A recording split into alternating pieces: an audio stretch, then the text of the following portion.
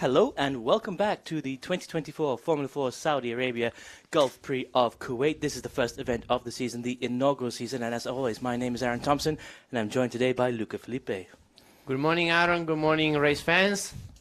And we are back in Kuwait. It's a beautiful morning indeed here in Kuwait at the Kuwait Motor Town. Beautiful 6-kilometer long circuit that we're here for the second race of the season. And I believe we're going to go down to Marcello Puglisi on the starting grid in just a few moments for the starting grid interviews. But Luca, this morning, temperature's a bit different, a bit warmer than yesterday. Anything the drivers need to do different to get racing? So, I mean, yesterday was a chaotic, interesting day because we had pre-practice, then qualifying with the new format where they had to do 4 flying laps that determines the starting grids for the 4 races, and then 1 race. So it was a full day for them, very tough, also mentally and physically. And so today they restart fresh again, ready for another long day ahead of them. Thanks, Luca. I'm sure you did exactly the same thing many, many years ago. Not so many, I have to say. It doesn't look that way from where I'm sitting, Luca. So I think we're about to go into the session. Session's supposed to start at 9:30. Pit lane open at 9:22. We've got about 10 more minutes, I believe. Anything the race fans need to be aware of? I mean, it's an interesting race today. Reverse grid from the qualifying second fastest laps. That puts a lot of fast guys at the back of the track. What do they need to do to get up to the front? Is there going to be a lot of action in turn 1 at the chicane?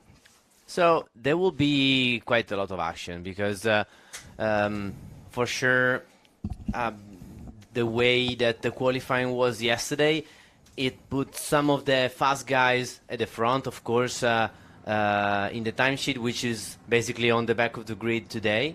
But, you know, we have had a bit of a few track limits during the qualifying, and we have some fast drivers also that will start at the front of the field. Okay, and we're going live now to Marcello, just down in the pit lane.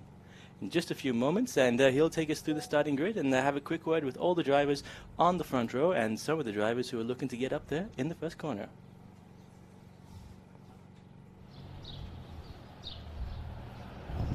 Here we are straight from the grid with the second race of the Formula 4 Saudi Arabia. Let's have some information for the driver. Here we are with Amna Al-Kubaisi starting from the pole on this race. Amna, so really unlucky race yesterday. So looks like today you have a good chance to go for it. So can you share with us your strategy of this race? Will you try to pull away straight away from the start? Yes, just have a good start and try to keep the others held up and fighting in the back and try to pull away. So do you think the cold wind of this morning might affect a little bit the first lap? The tire will be cold, or you think you will be able already to have a good pace straight from the beginning? I think I need to have the tires warmed up really well, plus the track is dusty, so no one drove on it. So I think with time the track will get better, but at the start it will be very slippery. Okay, thank you very much, Amna, and good luck for the race. So let's go on with the grid. Here we are with the Filipino driver Juancho. That Juancho Brabio, that it's actually his first race with a single seater. So Juancho, yesterday your first race ever. Today you are already starting from the first row. How does it feel? Feels good. Are you going really to try hard to bring home this podium? Yes, I will. Okay, Juancho, really good luck for your race. So let's go on with the grid. We are going on the third position, Faisal Al-Kabani, with a lot of experience with the GT, and now it's trying to play hard with the Formula 4. So Faisal, how you think you will manage the start of this race? I think the start, I'm going to try to be aggressive, take advantage of the position that I'm in, and manage my own pace, my own race, and take the opportunities that I can. Okay, really good luck, Faisal. Faisal with a little bit of Italian, he tried to help me. So let's go on. We're going with Omar Omar Laderayan that is starting from P4. Omar, yesterday was not so good for you. You weren't feeling really good with your pace. So how do you feel today, and which will be the result you will aim for? Had good sleep last night. Yesterday I was not in my right mind. The pace was there, but just couldn't put the lap together. But today I'm going to do what I promised yesterday. Okay, so thank you, Omar, and good luck for your race. So going on, the engine are going to start, so we are going to have some word with Saqer Almaosherji, one of the best rookie of the championship, local driver. Saqer, it's going to be complicated overtaking here, but do you think you still have a chance to go for the podium one more time? Yes, of course. I will do my best and see what happens. Okay, thank you, Saqer. Good luck for your race. Some quick word with Petrovic Andrei from Serbia. Really good driver, training, getting better little by little. He had a really good pace during the free practice. Andrei, yesterday you had your first ever start. Do you think it's going to be better this one? Actually, yesterday was not that bad, but you know, you can always do better. Yeah, I think it's going to be much better because I didn't push full throttle on the start yesterday, and I think there's still stuff that I need to improve on. Yesterday I finished 5th, so today I hope for a podium. Okay, really good. Good luck, man. Let's go on with Hamda Al-Kubaisi, that yesterday got a really good podium in the race with a really good pace. So Hamda, here we are again. Now with the reverse grid, maybe not the best position you would like to start. Do you think you still have a chance to go again on the podium? Yeah, I think for sure. Yesterday we started P6 and we could finish on the podium. It's only one position behind, so I'm sure we can do something. And just enjoying the race, and let's see what will happen. Okay, thank you, Hamda. Really good luck for your race. And let's go again with the grid. Going on with Oscar Wurz. Really unlucky race for you. Now everything seems to be perfect to go again. I mean, yesterday you could really have the win of the race, and today will you have a chance? I think so, yes. Ciao, Oscar. Good luck.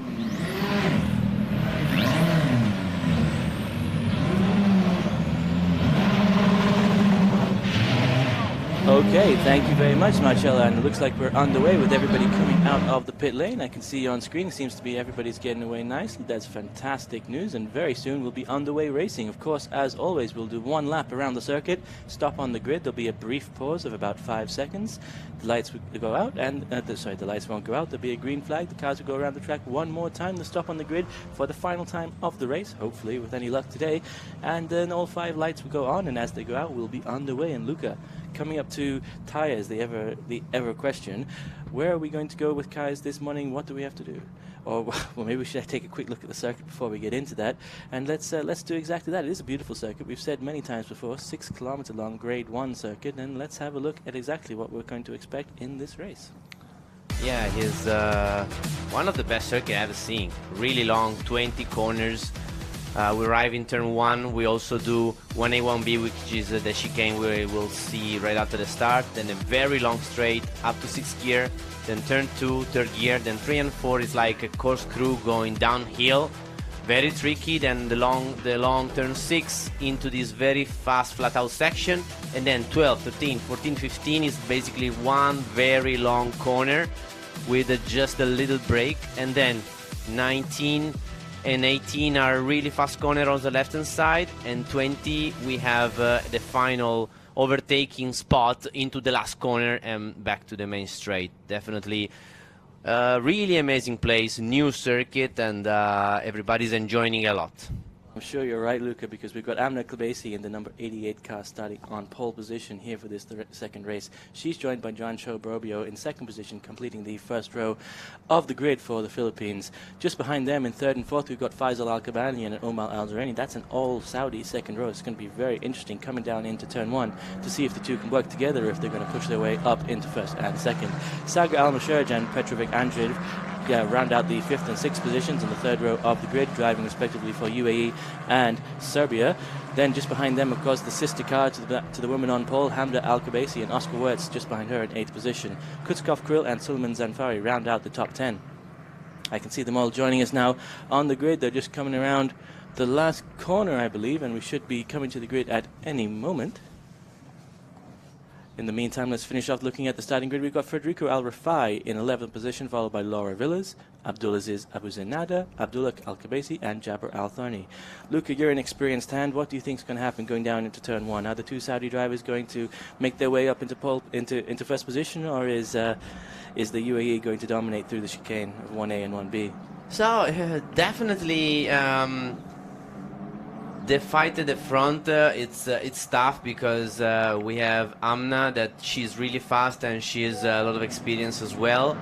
And Wancho, of course, you know, he's doing a great job, but he has a little bit less experience than the guys around. In fact, in the second row, the all Saudi row is a potentially aggressive one also, but a fast one as well, because both Faisal and Omar, they can fight for podium position. They always been really fast. Basically, they are. Oh, we see somebody that just stopped on track. 77. 77 car. That's John Show Rodolfo Brobio in the red car driving for the Philippines. Such a shame. Such a shame. Very unfortunate for him, very unfortunate for the Philippines. But the marshals have already recovered him, so with any luck, it won't delay us very much. I imagine we might see a second formation lap, as we can't stay parked on the grid with the engines running for too long. And I'm sure we'll see about that in just a moment. The race control, I'm sure, just deciding whether or not that's necessary, as it looked like we were going to recover that vehicle very quickly indeed. Yeah, so normally in this situation, like you say, if they cannot recover the vehicle in a really short time, then, like you say, we will go for an extra formation lap.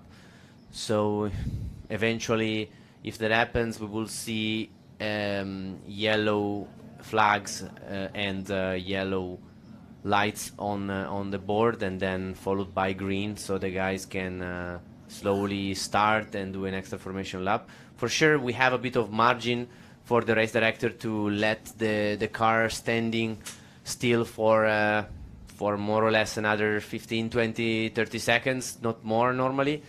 You know, it's not an easy situation also for the guy sitting on the pole position, because you've been doing your warm-up and then you're sitting there, first gear engaged, clutch on, and you're just waiting, and the pressures raise up, and you know, you were prepared for all the start, and then suddenly you have something that is changing, and you have to keep your mind focused, and definitely is not an easy thing to do.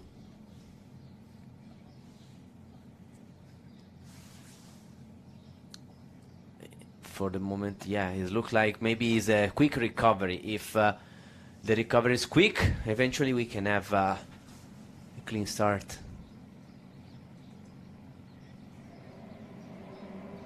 Okay, extra formation lap, which is what we expected, which is good. Looks like everybody is able to, yeah, to leave the grid, so that's positive. Very positive indeed.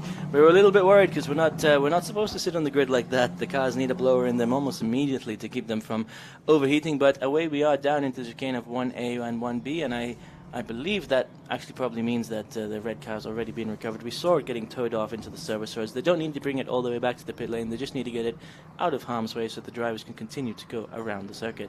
It is very unfortunate for John Show, but it's very good news for some of the drivers at the back of the grid who are trying to make their way forwards.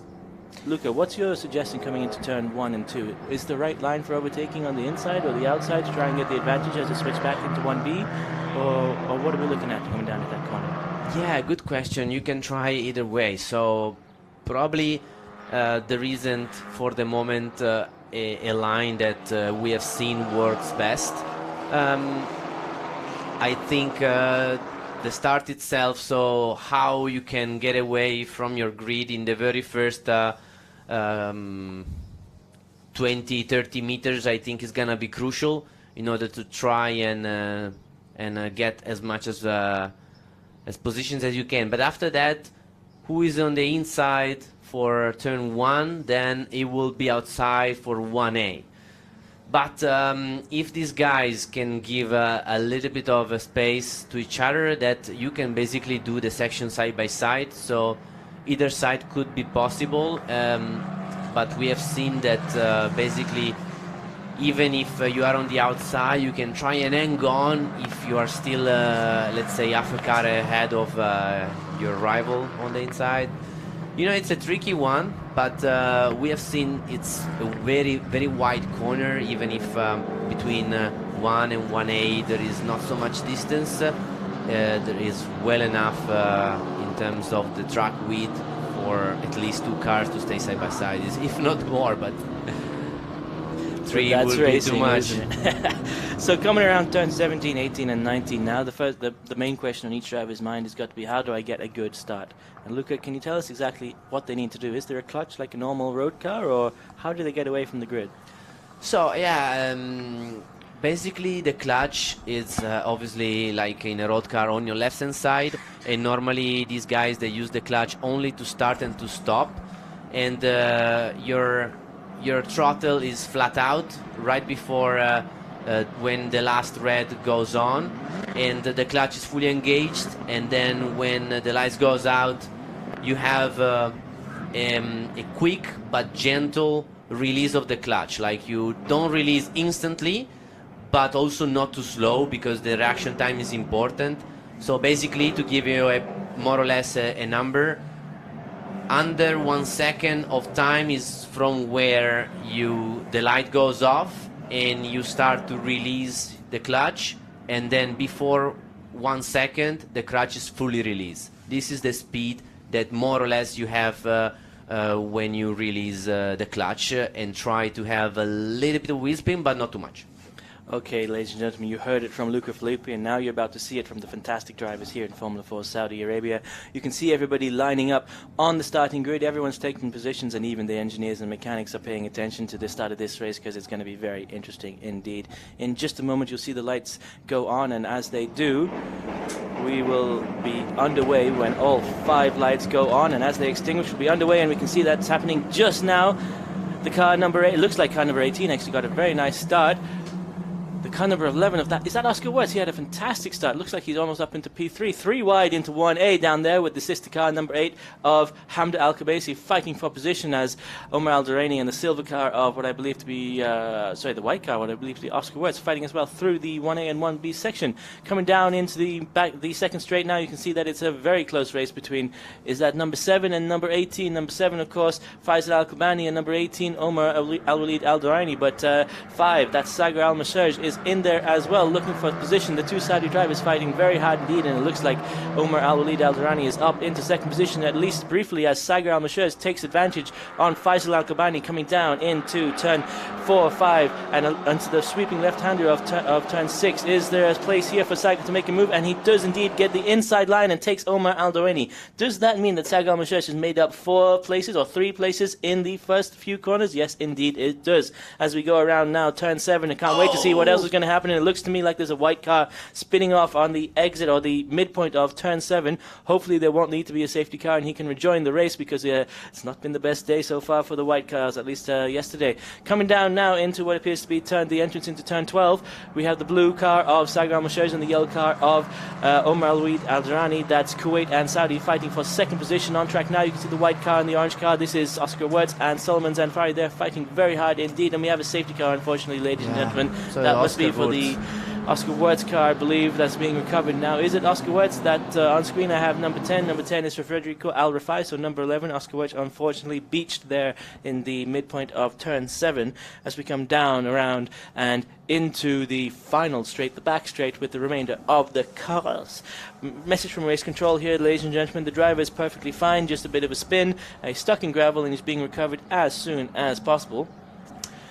But in the What a start from Amna. Amna, she had an amazing start. She pulled away. She really did what she said to Marcello before the race. She focused on the start.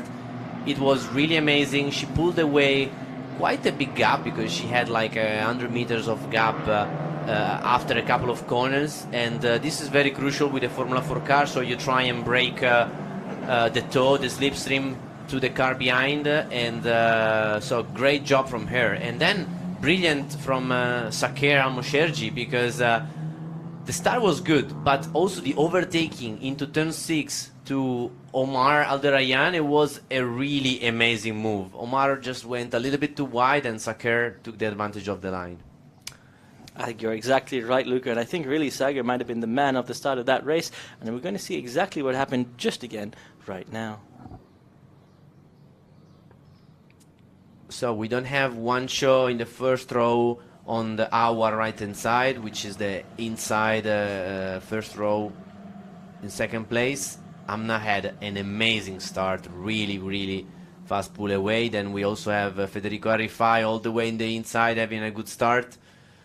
3 wide down into turn 8 with the sister 8 car and Saqer making a move. Well, that's Oscar Wirtz going side by side as well with Amna or Hamda Al Kubaisi. As they come down into 1B, we can see there's a lot of action on track.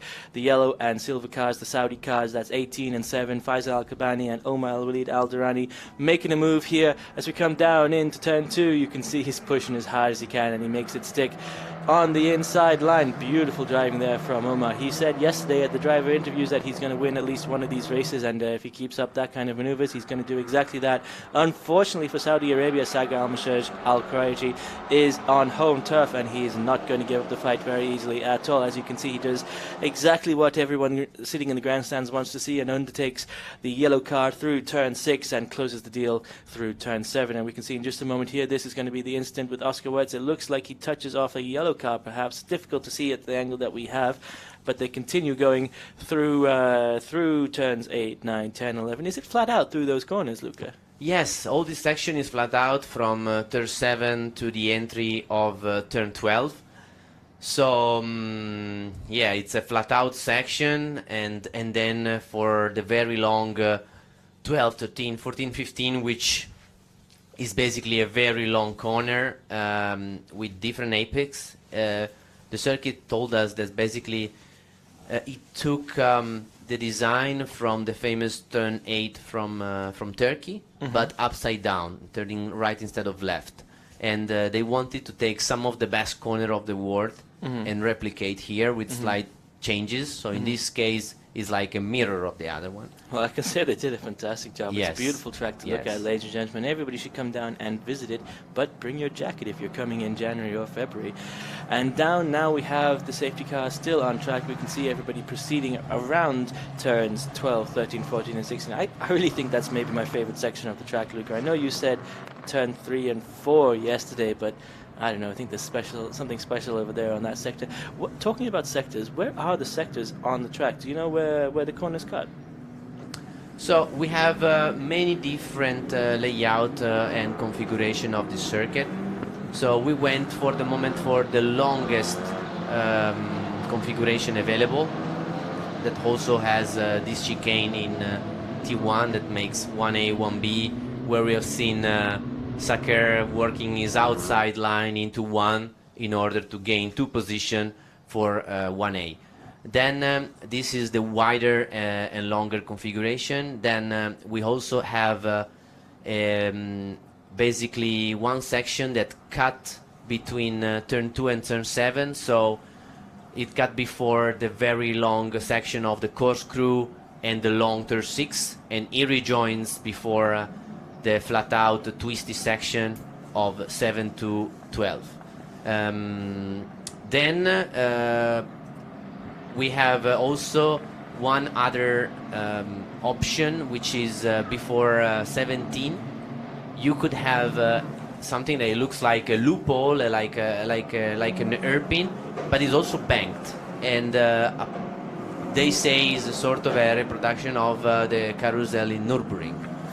So it's a really interesting corner because it has banking, and it is something that eventually you don't really find in many places around the world. So it's a banked corner where the arc of the corner is not so wide, but because of the banking you can carry quite a lot of speed.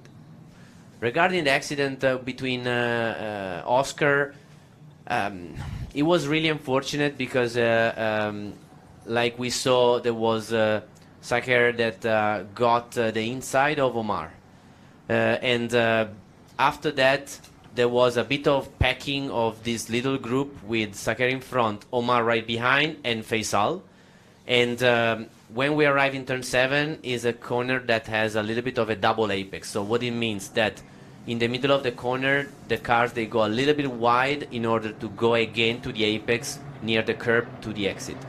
I've seen the Oscar tried and squeezed basically and tried and fit his car on the inside in 7 in between the apexes on Faisal, but it wasn't quite alongside. So when your front axle is near the rear axle of another car and you are turning, in this case, I think it just lost basically the grip and the car rotates and it couldn't do much. They were side by side, but unfortunately Oscar wasn't quite enough alongside him to try and have the line. So, note from race control as well here, Luca, that the car number 7, that's Faisal. The car number 7 of Faisal Al-Kabani and the car number 11 of Oscar Wurz, the incident at turn 7, that's under investigation and will be reviewed after the race.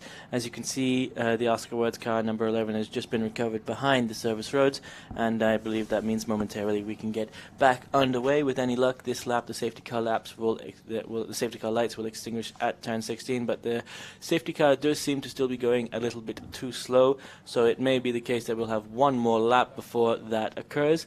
John Cho, Probio's manager there on screen, talking to the engineers. Everybody having a quick look at what we have to say about the race so far, Luca, down in the pit lane. Back to the action on track. Safety car still at the front. Let's have a quick run through the running order as it stands. It'll be a safety car restart, so let's let everybody know exactly who's going to be restarting in what position. So we have Amna Al-Kabaisi will be starting from first, Saqer Almaosherji will be starting from second, Omar Al-Duraini, Kuskov Krill, and Faisal Al-Kabani round out the top 5. They are followed by Hamda Al-Kabaisi, Federico Al-Rafai, Solomon Zanfari, Andrei Petrovic, Abdulaziz Abdu Zanada, Laura Villas, Abdullah Al-Kabaisi, and of course Oscar Wurz, who unfortunately is no longer in the race. Coming around turn 16 now, and I believe the safety car lights are still on, which does indicate that we will be doing one more lap on the safety car. Not to worry though, race fans, we can give back up 3 laps on the safety car in order to give as much track time as possible to all the drivers on track. Of course, track time, exactly the purpose here. We're all about training up young drivers, not just young drivers though, young mechanics, young engineers. We have a good group of people and we're training up the next generation as well, and that's exactly what everybody here is here to do. Coming down the back straight now though, the safety car lights are definitely still on, and the cars are definitely proceeding at a slower pace than would indicate a restart. So we're going to have one more lap under a safety car. It must be, there may be some debris or something on track that the marshals are still clearing up. As soon as they're finished with that, we will get back to racing as soon as possible. Luca, is there anything you need to tell us that you haven't already told us about starting grids? Because I'm running out of things to talk about. No, what is crucial now is to keep the tires warm and the brakes. So basically, the safety car is a road car, like you see, is a performance car, so it's a fast car. But the Formula cars are definitely so much faster than any road car. So. Well, it's not so much in a straight line, right? But we're talking about through the corners. Through the corners, you can do things that are unimaginable in a road car. So basically, to keep the tires on the window, you have to work a lot and you have 2 ways. One is the longitudinal, which you try to put energy into the tire by accelerating and braking. So you are trying to generate as much as energy as possible. So the energy transform itself into heat in this case. And while you do that, you have to prepare also mentally for the restart, because from going to 70-80 kilometers per hour, then in a fraction of a second you are suddenly at 200. So also you have to switch on mentally. And we have seen how important it is. For example, yesterday we had Oscar Wurz, who had an amazing start. He worked his way from P3 to P1. But unfortunately, at the restart, he had a big lockup, and he basically lost the apex. He went straight, and that was at the last corner of the track as well, just before the restart. So we discussed, and for sure he could have done a bit of a he could have done better into the preparation of the tires and the brakes, because when he wanted to attack the last corner, he just pushed a little bit too much. I see. So he needed to warm everything up a bit more before he went for the push on the last lap on the safety car. Exactly. So after that, unfortunately, it was a bit of a domino effect, and his race ended, like it ended, and he couldn't finish. So this is very crucial, because in the first lap or in the first restart is when you can do the most, and you can recover places and defend. So it's definitely one of the key points of the race. Well, we can see on track, Luca, that there's probably going to be at least one more lap on the safety car. It seems the marshal's still at the exit of turn 7. They seem to be sweeping up the dirt or gravel that's been knocked out of position by the incident between the cars number 7 and 11 of Faisal Al-Kabani driving for Saudi and Oscar Wertz driving for Austria. You can see them hard at work down there. Most of these guys are actually just here as volunteers, so fantastic work from all of them. And thank you very, very much indeed for all of your hard work. Without you, we couldn't go racing, but it is racing that we want to talk about here, ladies and gentlemen. So we can see the procession coming through turns 12, 13, 14, 15 and 16. As I've said, there is my favorite corner of the track, and maybe I've just undone the commentator's curse, because it seems like the safety car will be coming in this lap. That's the message from race control. Let's have a look on track now to see if the lights extinguish or if they meant the next lap. Coming through turn 16 now, we should see the lights are off, and they are indeed. Safety car will now pull away from the grid to give them place to start to warm up and to give the leader control of the possession. That leader is Amna Al-Kabaisi, driving for the number 88 purple car of UAE. What's Amna have to do now? When does she gun it? Does she wait until the last moment just before she crosses the line or into turn 20, or does she gun it down the back straight? So the leader has to normally, once the lights are off, you are allowed to give more than 5 lengths of the distance, and so the leader dictates the pace, whichever is the decision, in this case her decision. And we have seen also a big lockup from Kirill Kutskov, which is now up to P3, and Omar Adarayan, I don't see him anymore, and she's about to start again. And here she goes, she's put her foot down, and she's coming across the start-finish line in just a moment. Looks like the car just behind her, which would be Saqer Almaosherji, has gotten a very good restart, though he's right on her crash box.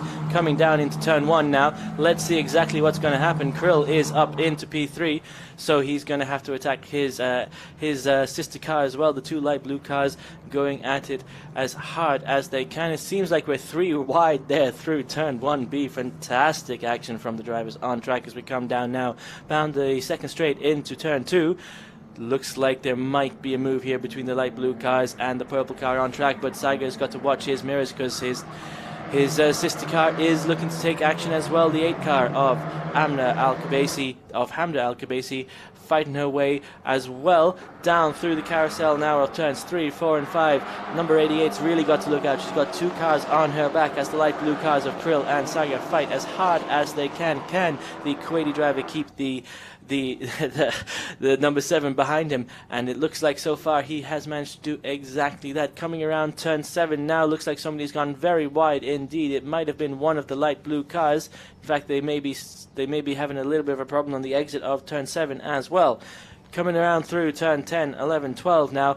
Let's have a look back at the leader of the race and see exactly what's going to happen. She's coming around down through turn 12, 13, 14, 15 and 16. It looks like they might be close enough that we might see a move on the last corner. The orange car of number 52, Solomon Zanfari, though not interested in what's happening at the front of the race at the moment. He's focusing on his battle so that he can get up there and challenge for his own lead. Big jump there by the silver car, number 7 of Faisal Al-Kabani. Looks like he went off and hit a curb, maybe a bit of damage to his car there. I saw a little bit of dust, maybe nothing at all if we're lucky, but unfortunately, ladies and gentlemen, it seems like we have another safety car, as I've just gotten the message up on screen from race control. So I've seen a bit, a lot going on, and definitely we are also missing Saqer Almaosherji. So is not anymore in the lead group, because now we have Amna Al-Kubaisi and Kirill Kutskov and Amda in P3. So it's been a bit eventful because Kirill went up to P3 and then now we haven't seen him on screen anymore, while before the restart we also lost Omar Alderayan, and we can see from our position that Kirill is slowly going back to the pits by himself.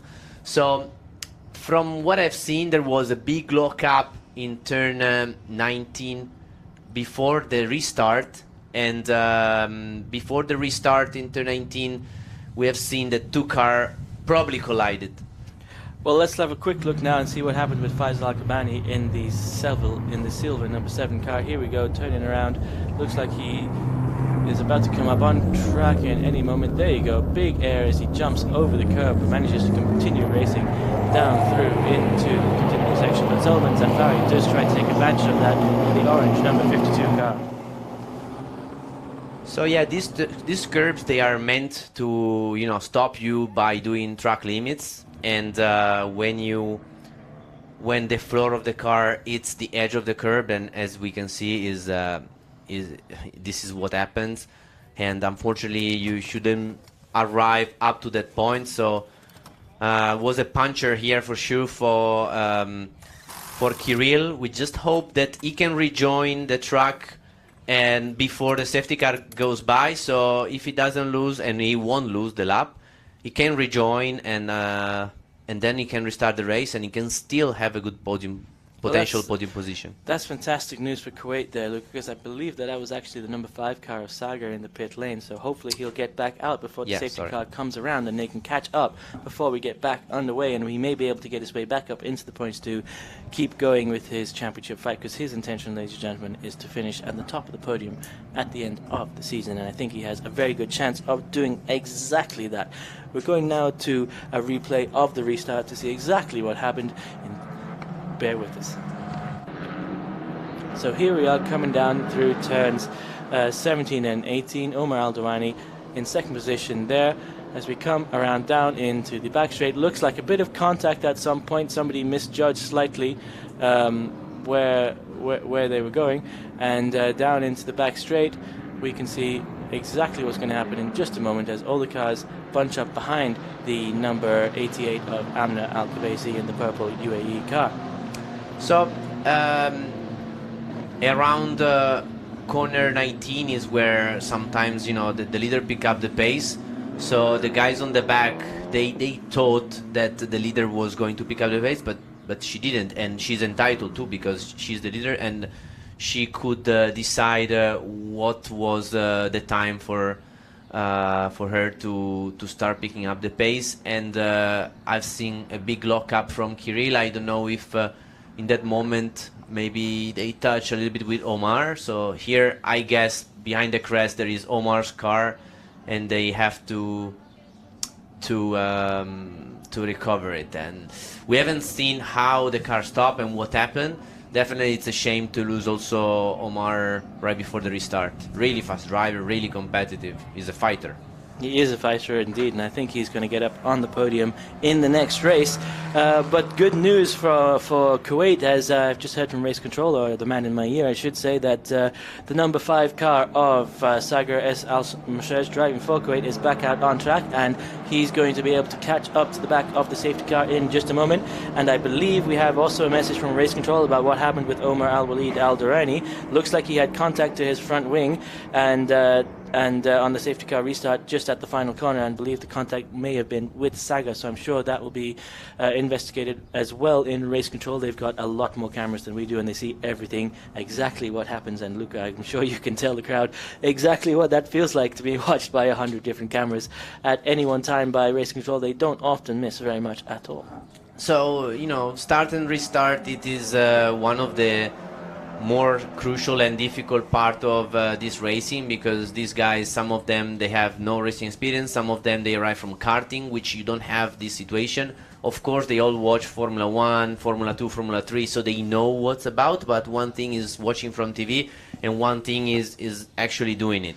So we've been doing training with them. So when we were in Bahrain for the trophy event, we also had simulation of the procedure.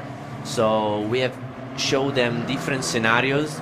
But for example, yesterday we had a scenario of the leader picking up the pace very early, and so at that point everybody were already pushing. In this case we had a different scenario where the leader decided to keep waiting a bit longer to pick up the pace, and that caught some of the drivers behind, in order that they had a bit of a elastic and domino effect, where one brake, the other one braked as well, and then the one behind couldn't brake enough. So apparently they just touch each other a little bit, and you know, this is part of the game. We have to make sure that they are aware of this situation and they can learn from it.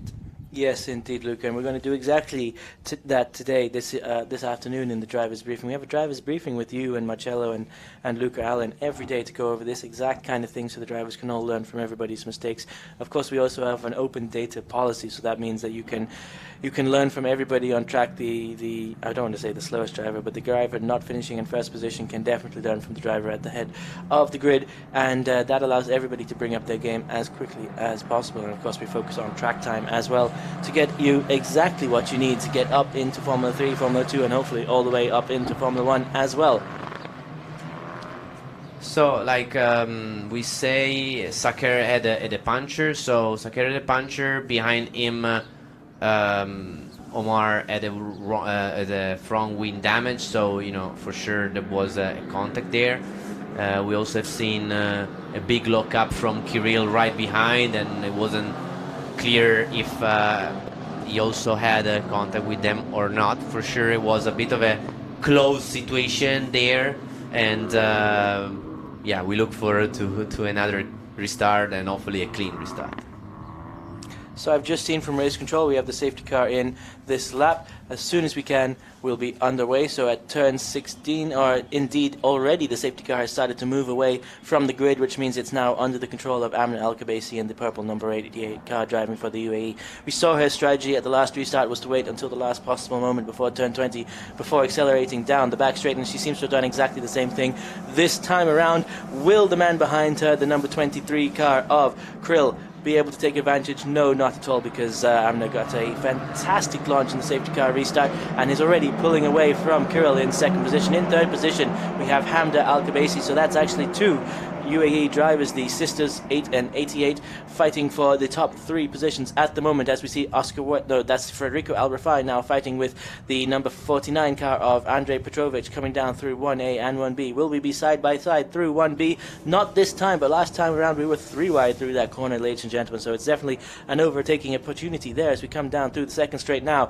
Is there enough of a chance here for Kirill to make a move on Hamda Al-Kabaisi in the number 88 car? Not quite, and indeed her sister is looking behind Saqer, and Saqer makes a big dive, goes up the inside, makes contact with Hamda Al-Kabaisi in the 8 car, manages to continue, both cars manage to continue, but that has ruined the weekend for the purple car, the purple number 88 car driving for the UAE. But it's not all over for the UAE, ladies and gentlemen.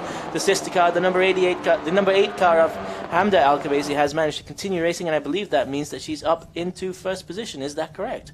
So Hamda, yeah, got the most out of it. So because Amna and Kirill Kutskov, they had contact, so Hamda now, she is the leader of the race. Well, let's quickly look exactly what happened between the two drivers, as we see on screen now. A quick replay coming down the second straight into turn 2. You can see the red car of Andrei Petrovic look for a move. You can see the purple car, number 8, look for a move, and you can see Kirill make a big move, lock up, come into the side of the number 88 car of Amna Al-Kabaisi into turn 2. The exit of turn 2, and both cars seem to manage to continue going, which is fantastic news for anyone. There won't be a need for a safety car as we come now back to the live action, coming through turns 19 down the back straight now and into turn 20. I can see them on just in front of me, ladies and gentlemen. There's a purple car of number 88, Amna Al-Kabaisi. There's a white car in second position. That can't be Kuskov. Krill in the white car. The positions on timing haven't been updated yet, but we do know that the incident is under investigation, because I can see that message.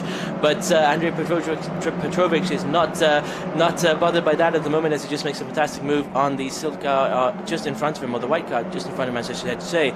Looks like the leaders are now back into the action, and there may be more fighting fighting coming again very, very soon indeed, as Federico Al Rafai in the white number 10 car is just behind Hamda Al Kubaisi, who has the lead of the race on the last lap. Hamda did a 2:04.047. That's the fastest lap of the race so far. But just behind her, just 0.2 of a second behind her, we have a 2:04.260 Federico Al Rafai. And you can see on screen they are very close indeed. And the battle for third position is intense as well, as the 23 car of Kutskov Krill is fighting it out with the orange number 52 of Solomon Zanfari, coming down into what appears to be turn 2, up over the crest of the hill, down into the carousel, turn 3, 4, 5, before the sweeping left-hander of turn 6. Where's the next overtaking opportunity here for Krill and Solomon Zanfari, and of course the number 10 car Federico Al Rafai? So Kirill Kuskov have his wing is a little bit bent, let's say. It's you can see that is a little lower on his left-hand side, so maybe the balance of the car is not ideal, so he's suffering a little bit in this phase of the race, while Suleiman Zamfari had a very clean and calm start of the race, and he's paying off because he's coming up fast. And for sure, Kirill with that wing, he will have a hard time in trying to defend his place. You can see that the wing is a little bit bent, so you know, in this case it could be also a potential situation where the race director has to give him potentially the flag, the black flag with the orange dot, the orange circle on top, which it means that if they see that the wing is moving too much and he might fall off the car, they have to give him this flag, that it means that your vehicle is not safe and you have to stop and fix it. If the wing is just bent and it's not moving and is stable, he can stay on track. Well, that's fantastic news for that driver, and there's even more news for us, ladies and gentlemen, as Federico Al Rafai goes around the outside of the number 8 car, coming down through turn 1, seals the deal at 1A, and carries on through 1B and takes the lead of the race. Amazing move from Federico, amazing stuff. Now he's defending to Hamda, that she doesn't give up, but amazing move from Federico. He tried the outside, and then he carried a lot of speed through the corner, and he was the inside for a corner after, while Kirill is still able to defend to Zamfari. Looks like his wing is bent, but it's not moving that much, so hopefully he can try and finish the race, even if probably the balance of the car is not ideal, but still he could have potentially a podium position if he can hold on. That's fantastic news indeed, Luca. As unfortunately for him, he is under investigation by race control for the incident back at turn 2 between cars 23, that's himself, and number 88 of Amna Al Kubaisi. And in the pit lane now, we can see all of the engineers have rapt attention on screen to see exactly what's going on. And exactly what is going on is the white car, the number 10 car, Federico Al Rafai, driving for the UAE, leading the race, as his sister countryman coming just behind him in the purple number 8 car, as we continue around the racing track now and hope to see some more action between Solomon Zanfari and Kirill Kuskov, and we just got exactly that. Looks like Faisal Al-Kabani has led the way to find that little jump spot there on the exit of that corner, and Kirill Kuskov has also suffered the same fate as the Saudi driver, and that may have given Solomon Zanfari all he needs to pick up the pace and get up into third position. And can he do exactly that at the last corner of the track? Maybe not quite. He seems to be a little bit too far away. I think he's going to tuck into the toe and try and make a move down through corners 1A, 1B, and seal the deal into turn 2, exactly as Federico Al Rafai did just at the beginning of the last lap. Yeah, I mean, good job from Kirill in being able to keep the control of the car and keep the position as well. Definitely is facing a bit of a understeer in his car, and maybe the balance is not perfect, so he's defending really hard, and now the group is very compact with him and Zamfari behind, and also Andre and Faisal. They caught up and they are very, very close to each other. is Zamfari trying the outside, but Kirill is holding the inside and is able to stick, but is but they both suffer because Andrei Petrovic, driving for Serbia in the red number 49 car, sees what's going on in front of him and takes 2 positions at corner 2. Coming down through the left-hand corner of number 6, now the sweeping long left-hander. You can see that he's sealed the deal and he is pulling away from the blue and orange cars just behind him. So that's a fantastic piece of news there for the Serbian driver as they come down now through the exit of turn 7. Amazing move from him, like really fantastic move. Really fantastic. He prepared the exit and he exited the corner like a rocket, and he was able to grab 3rd position in perfect timing because behind him we have Kirill that we know is suffering a little bit. And it looks like his wing has actually gotten worse because of that incident where he jumped on the last lap, and the incident where he went wide just now where he was overtaken by Andrei Petrovic, and it does look like maybe now it's definitely hanging off a bit worse, and he may have to come into the pit lane, but I'm sure he's not going to give up easily at all. But all of this is fantastic news for Kuwait, ladies and gentlemen, because it looks like the light blue car of Saqer Almaosherji has caught up to the back of Faisal Al-Kabani in 6th position, and he's fighting now to get into the top 5.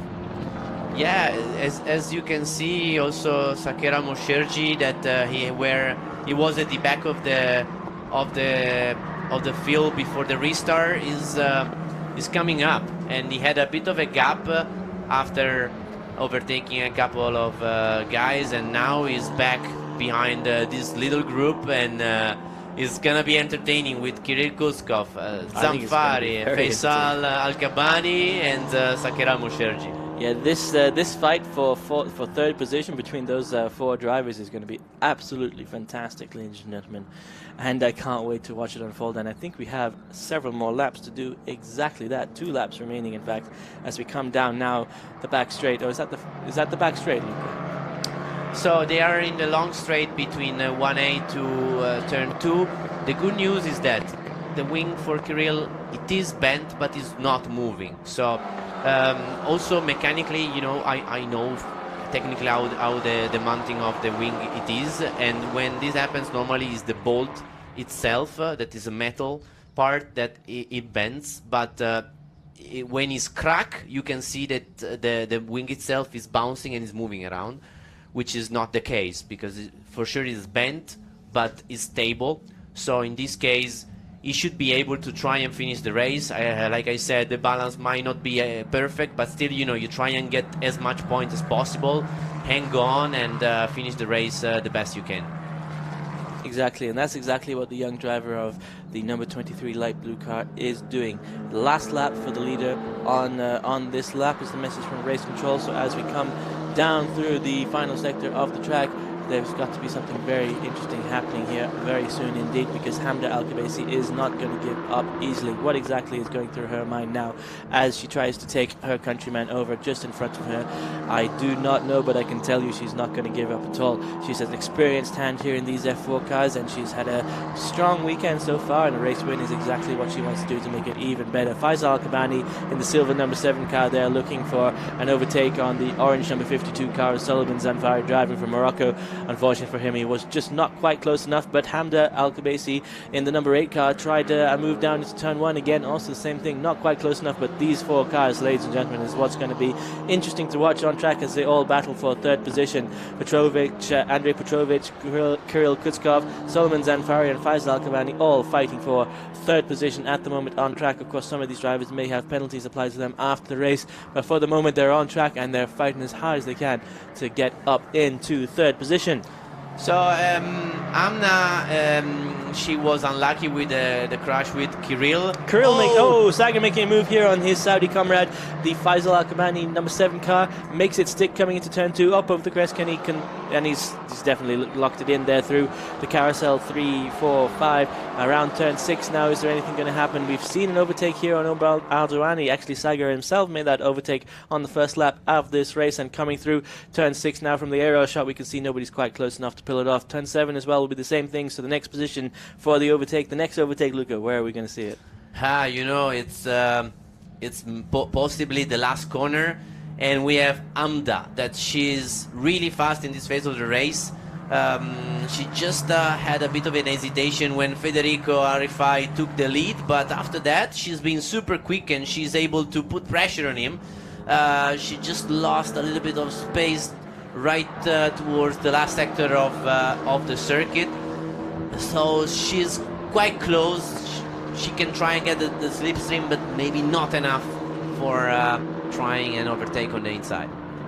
Exactly, but I hope we're going to see something fantastic here happen for the UAE, and we'll have a UAE 1 and 2. Would have been even more special to have a UAE 1, 2 and 3 with the two sisters on the podium. Unfortunately, that's no longer possible, but we have seemed to have secured a second place position for the UAE and a first place position for the UAE as well, with Federico Al Rafai and Hamda Kubaisi finishing first and second ahead of Andrei Petrovic in his second race in Formula Cars. Fantastic news for him. Krill in fourth place, just behind them. Solomon Zanfari rounding out the top 5 in the orange number 52 car.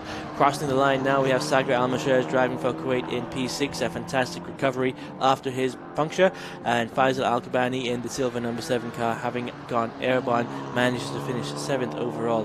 Not bad at all. Fantastic news there for Saudi Arabia. Just behind him we have the 88 car, the purple car, the sister car to the woman on second position, Amna Al-Kubaisi. She was in the lead of the race at one point, but an incident between herself and the number 23 car unfortunately pushed her down the order, and I imagine she had some car damage to deal with as well. Just behind her we have Laura Villas in the dark blue number 55 car driving for Sweden, and just behind her in the top 10, rounding out the top 10, is Abdullah Al-Kubaisi. Actually 3 Al-Kubaisis on the track this weekend, and all 3 fighting as hard as they can. Omar Al-Dawani unfortunately, just behind them in P11 we have Abdulaziz Abu Zanada driving for Saudi, and unfortunately Omar Al-Dawani and Oscar Wirtz not able to finish the race. And of course in 14th position we have Jabir Al-Thani, who at the moment is still in school and not able to join for this race, but he will be back with us as soon as possible. So the top 3, so for the podium we're not gonna have any news, because these drivers, these 3, they had a clean race, nice race, so for them it's gonna be okay, and they can focus directly on the next race after the podium, while we might have a bit of action going on in race control for some other driver, because definitely there was the contact on the opening lap in between Faisal Kabani and Oscar Wurz, but I believe is not like no further action from my point of view. Then there is the situation at the safety car restart between Saqer Almaosherji, Omar Al-Darayan and Kirill Kuzkov. That has to be reviewed, because it's also a situation where, you know, behind the safety car you have to follow certain guidelines. And then last not least the contact between Kirill Kuzkov, sending it on the inside, trying to overtake Amna Al-Kubaisi, and ending in a contact for both of them and ruining the race. Kirill still managed to somehow finish in top 4 with a bent front wing, but for Amna then she had to give up the race and finish in 8th. Well, that's very unfortunate for her, Luca, but it was a fantastic race to watch, and I hope you all enjoyed watching it with us. I'm going to leave you now, Luca, and go down and do the podium, and I believe in a few moments we'll have pre-podium interviews with Marcello Puglisi. Bear with us, and we'll get right back to you. So yeah, very happy guy, I would say, Federico Al Rifai. He did perfect. Here he is with his dad. I mean, yesterday he had, you know, one of those days where everything goes wrong, and eventually he was penalized for a contact with his friend and fellow teammate Oscar Wurz, and you know, something that can happen. Yesterday was definitely not a positive day for both of them, but today he was able to have a very good turnaround, and he starts the day with a win, consistent win, and has been you know, very competitive, and he got it done when it was the right time, trying to overtake Amda. And I think it was definitely the move of the race. While from Amda Al-Kubaisi, he took you know, a very good podium. even if her sister had an unlucky race. So now we hear from Marcello what he has to say with our podium finishers. Go Marcello.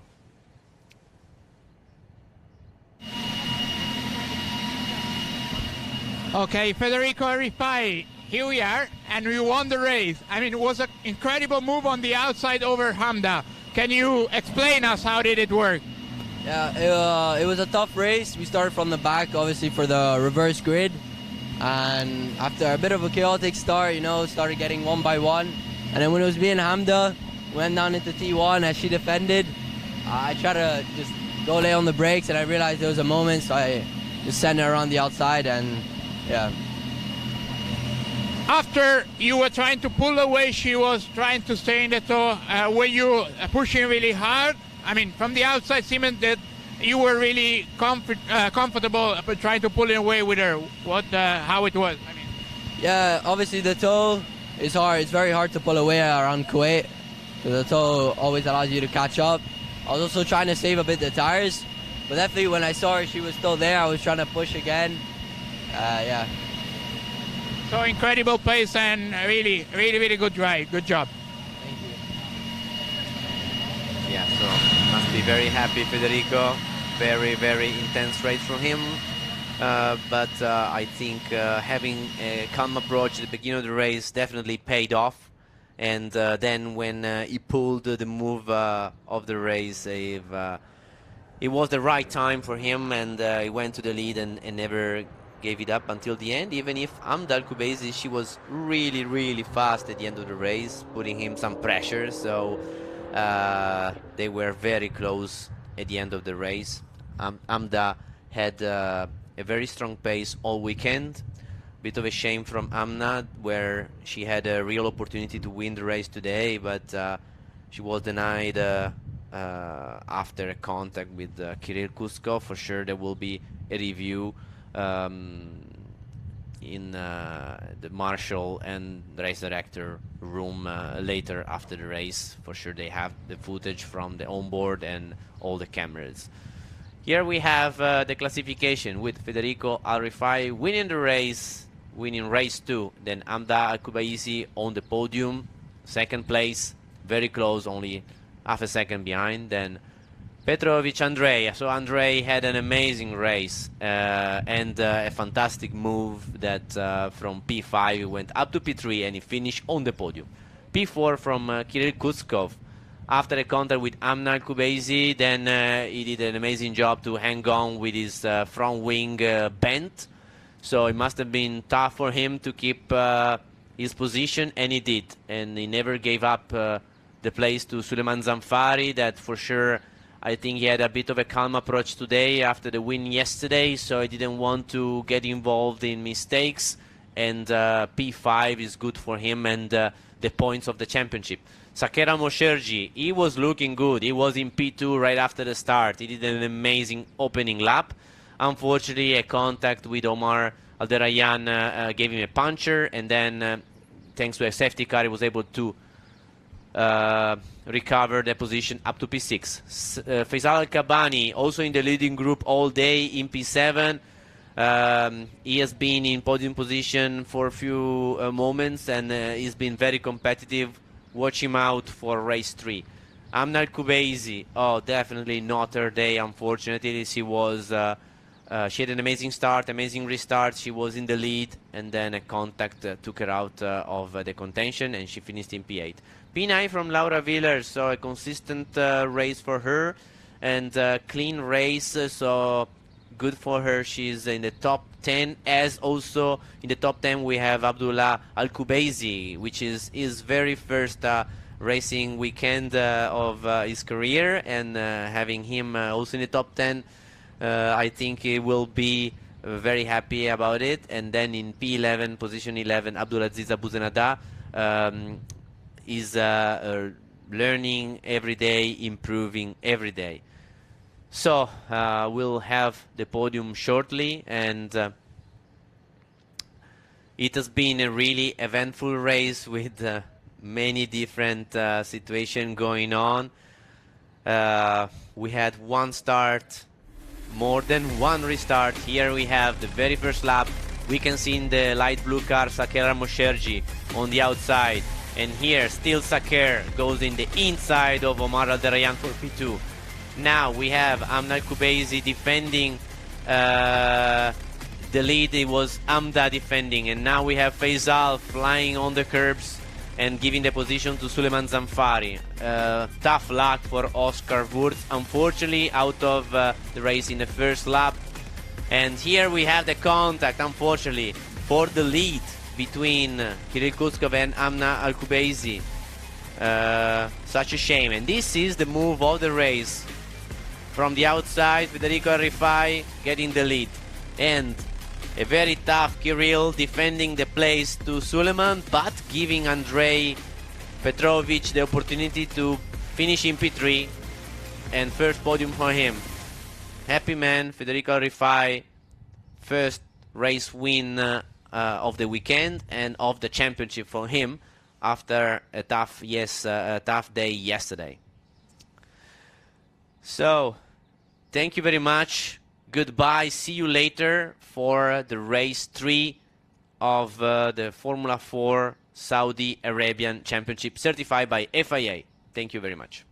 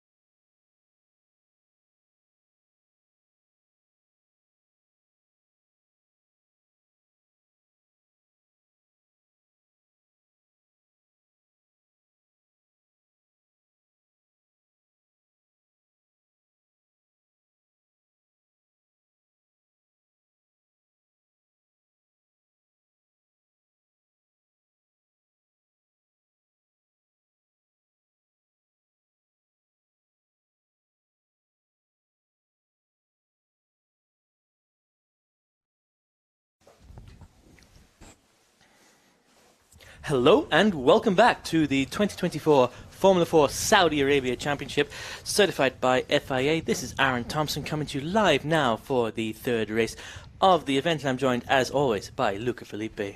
Hello Aaron. Race 3, so a lot of action here going on.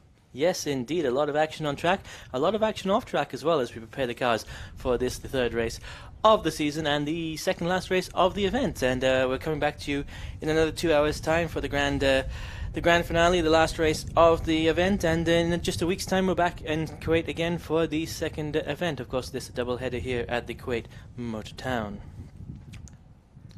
So the circuit has been amazing to us, like the facilities and the circuit itself with the layout is brilliant. The drivers literally love this place, and it's one of those circuits, very technical, very difficult, with so many corners.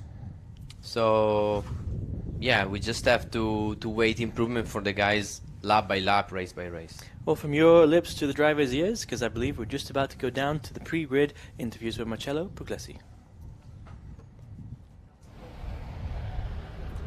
Here we are back on the grid, ready for the third race of this weekend of the Formula 4 Saudi Arabia. We are going, as always, trying to get some information, some strategy from all the drivers of the category. Starting from the pole position, we have Juancho Brobio. Again, Juancho, you're starting from the first row, which is pretty good. This time you're starting on the right side, starting from the pole. I see you're running freshened tires, so how you expect to start for the first lap, how you're gonna bring your strategy on until the checkered flag? I think I will do a good defense, and hopefully I don't make any mistakes and maybe take a podium. Okay, really good job then. Cross finger and good luck for your race. Going on the grid, we're going for the second position. Before getting into the car, we just have to be really quick. So Faisal Al-Kabani, I saw you on the previous race. You had quite a big momentum flying over. How's your back, first of all? back, bum, and feet are a bit sore, but it was a nice flight. Okay, you landed and you are back ready for this third race of the weekend. So what are your expectations at this time? You're starting in the first row, so... Yeah, definitely. I mean, the goal is to take P1 into first turn, try to get a better start than Juancho, and maximize the position that I'm starting in. We got some quick people right behind me, but need to focus ahead and not on my mirrors. Okay, really good. Yeah. No flight this time. Hopefully not. I don't have a boarding pass. Okay, let's go on with Hamda Al-Kubaisi that is cleaning her visor just to get ready for... Hello? Are you ready for the race? Yeah, ready. You start in P3. Actually, with the reverse grid for you, it's quite strange. Yeah. But you can take advantage to get another podium of this incredible racing weekend you are doing. Yeah, I think it's good for me. I just need to have a good start and look ahead and finish the race hopefully on the podium. So, yeah. Okay, thank you, Hamda, and good luck. Let's go on to hear some voice from the other driver that all of them now are turning on their engine because we are really close to the start of this race. So Saqer Almaosherji, actually not really lucky race, the previous one. You had some trouble with the tire puncture and so on, but now you are really close to the podium one more time. So how you are going to use the strategy for this race? I mean, first of all, I want to have a good start, then try to win the race. Okay, Saqer, really good luck for your race, and let's give it all. Let's go on the grid. Let's have a talk and a chat with Omar Alderayan. Really unlucky, Omar, on the previous race with a small crash under safety car. Now you are still close to the top position. So, do you think this time you can really handle it? Third time's the charm. Okay, so good luck, Omar. You really deserve a great result this time. Let's have a talk with Andrei. Andrei had a great podium on the previous race, so really good job and solid race, your previous one. Are you ready for another podium attack? Of course, after last race I feel really confident and I think you can manage to score another podium now. Do you feel you're getting better and better the more you drive in this car? Yeah, of course. Every race I feel small improvements. And you know, racing is also very different to karting, the size of the car, so I feel like every race I'm improving. Okay, good luck, Andrei, and see you later. Let's go to have a little chat with Kirill Kuskov that just finished talk with engineer Felipe. So Kirill, hello. We are just going for the third race of the weekend. The previous one, you were really close to get a chance to win the race, but actually then you had a small momentum with Al-Kubaisi. Which will be your strategy for this race? Do you think you still have a chance to go on? Just keep it calm and try to go in front as much as it's gonna be possible. Okay, thank you, Kirill. So it's really all. So enjoy the race. Bye-bye.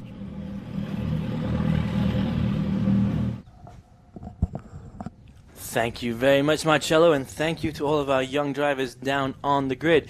As you heard from Kirill Kuskov, we're just about to go on track, and I believe at 12:22, which the clock has just ticked over to, we will have a green pit lane. And let's quickly run through the starting order while we wait for that to happen. On pole position, we have Jean-Charles Aprobio in the car number 77, the red car, driving for the Philippines. In second position, we have Faisal Al-Kabani. Faisal Al-Kabani, of course, driving the silver number 7 car. Hamda Al-Kubaisi rounds out the top 3 in the 8 purple car from the UAE. Saqer Almaosherji takes up the top spot on the third row of the grid. He is followed, of course, by Omar Al-Walid Al-Durrani. That's Kuwait versus Saudi for anybody who's paying attention. Andrei Petrovic follows closely behind in the red number 49 car, with Kirill Kuskov in the blue number 23 car, driving for Kazakhstan. Rounding out the top 10, we have Oscar Wirtz, Solomon Zanfari, and Federico Al-Rafai. Abdulaziz Abu Zinada, Lara Villas, Amran Al-Kubaisi, Abdullah Al-Kubaisi, Jabber Al Thani round out the rest of the grid. And unfortunately, Jabber is not able to be here this weekend as he has other commitments in his schooling.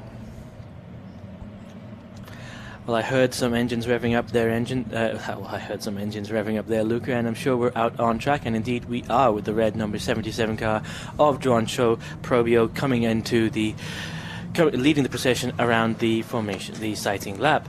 A bit of bad luck for Juancho in the last race. He didn't manage to get away, but not a problem at all, because he's back on the grid now and he's ready to go yet again. What's going to happen, Luca, coming down into the first lap, into the first corner now? We've seen that 1A and 1B are overtaking opportunities. What's your prediction? Yeah, I spoke to Juancho, and unfortunately in the previous race he wanted to warm up the tire. He knew it was important, he knew it was crucial, and by doing that he lost control in the warm-up lap in between turn 1 and 1A, and unfortunately this is why he had to stop. And now he's really pumped up. We explain again how to warm the tires in the best manner, also in the safe manner for him, you know, to make sure he can have his best opportunity to have his race. And definitely he doesn't have so much experience in terms of standing starts, and he has to try his best. Well, speaking about corner 1A and 1B, let's have a brief look at the circuit once again from the driver's, or from the bird's eye point of view. Here we go. So, amazing circuit. After the start we have a tight chicane 1A, 1B like you said, and after that is a really long straight where the guys can take slipstream, try overtaking into 2, then uphill and downhill between 3, 4, very long and fast section between 6, and after especially 7, because after 7 there is a really right and left circuit and the sector of the circuit that is really high speed, and before the last corner then we can have an overtaking opportunity. Is 5.6 kilometer, which is really long, one of the longest circuits generally, and it's nice because it has a really fast section to start with a long straight line, then very technical, and then fast corners before the last one, which is more of a overtaking opportunity. So elevation changes, there is a bit of everything, honestly. Yeah, I didn't walk the track, Luca. I won't tell a lie. I drove around the track a few times. You drove? Though. Okay. Yeah, my excuse was it was too cold to walk, but I don't know if that was true or not. So I've gone around a bit as well, and you're right. You don't see it on the camera, but the elevation change is quite incredible. Yes. What does that do to the driving line? I mean, if it's not a flat corner, if you're going uphill instead, how does that change things? So especially at the beginning, it makes things more difficult, because the first few laps during practice you really have to understand where is the line. So it changes because whoever is able to understand the racing lines the sooner, then he can start, you know, pushing harder and harder, and he can start on the right foot, let me say. But it's also one of those places like we also have in Europe. It can be, let me say, I don't know, Portimao or Spa, places with elevation changes that sometimes during a race weekend you never stop learning. So it's nice because every time you find slightly better places where you find better grip, better visibility, overtaking opportunities, and so a circuit like that is one of those places that you never stop learning lap after lap. Thanks, Luca. We're on the grid now. This is not the start of the race. This is just the start of the formation lap.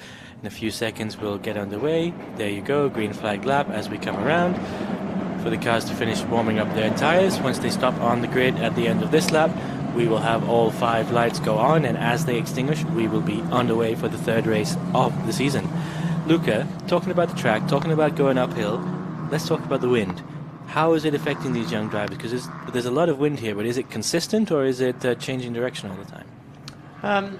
So basically, like everywhere we go, normally the wind changes always around lunchtime, is more or less what happens. Basically, you wake up in the morning and you have a certain wind, then wind around lunchtime. Normally it sort of stops because this is the time that is sort of starting to change the direction, and then this is more or less the time now. So now the wind is less compared to this morning, and we will see if maybe for the next race we will have again a bit of wind. So this is changing because from one race to the other the condition are slightly different, and you have to readjust. What do you have to readjust? You have to readjust your braking points, because at high speed having or not having the wind might change a little bit your top speed, so you can brake in some places a little later, some places a little earlier.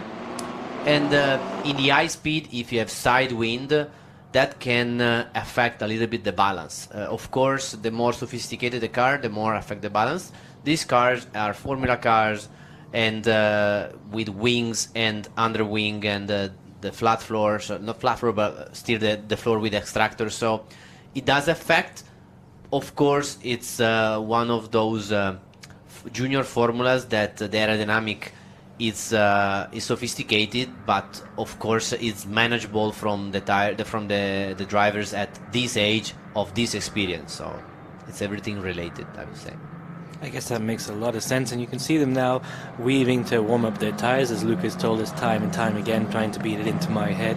The first thing you have to do is the longitudinal braking to get the rims, well, to get the brake calipers and the brake discs up to temperature, which warms up the rims, which warms up the inside of the tires. And now at the end of the formation lap, you start to get into your weaving, and as you can see, of course, the car's now coming around through turns 16, 17 and 18.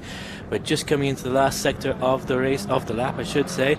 Formation lap that is, and down the back straight they will be going at any moment, so that means very, very shortly indeed we will be lining up on the grid for the start of the third race. And I am, for one, extremely excited to see what is going to happen between Johncho Brobio, Faisal Al-Gabani and Hamda Al-Kubaisi at the front of the grid at the beginning of this race. Hamda, of course, a lot more experience than some of the drivers on track, perhaps even some of the ones in front of her, so she may try to make a move. In fact, I'm certain she will try to make a move at the beginning of the race, and she needs to focus now on getting a good launch and getting away from the line as fast as possible. Luca Philippe, if you could talk to her right now, if you were in here with a radio, what would you be telling her? So after a very strong pace that she has shown over the course of the weekend, just focus on your things and have a clean lap, the first one, and then make sure that your pace will be the key, to get a strong position at the end of the race. Now, would you advise her to look in her right-hand side mirror or her left-hand side mirror? Because on the left, she's got Saqer Almaosherji in the blue number 5 car driving Kuwait. He is determined to win a race this weekend. And on her right, well, just behind her, I should say, I suspect he's going to go to the right, is Omar Aldouani. And he's told us all live on TV that he's going to win one race this event. So he's going to be making a move, I'm sure, as well. She has to look both sides, because they are both of them very aggressive, and they will try their best this race. Okay, here we are, 2 lights, 3 lights, 4 lights, all 5 lights are on, and as they extinguish, we are underway. Looks like Saqer got a great start. He's already jumped. He's passed the number 7 car in front of him. The number 8 car looks like she's got a good start as well, but she's holding off. She's got to defend now against Kirill and, of course, Omar as well. Number 77, number 11, I should say, Oscar Wertz. It's like he's trying to make a move around the outside of turn 1, gets the inside line through turn 1A, 1B. Of course, he's on the back foot again, but that was at least 3 wide there coming through 1B with the mid-pack. It looks to me as if there is a light blue car trying to make a move coming down into turn 2. Is there going to be some action here on screen just now? So Amda, yes, she's in there P1. is. Amda's in P1, Saqer in P2, and there's a contact between Johncho Brobio, and that is a white car. That might be Oscar Wertz as we come up over the crest, down into the carousel.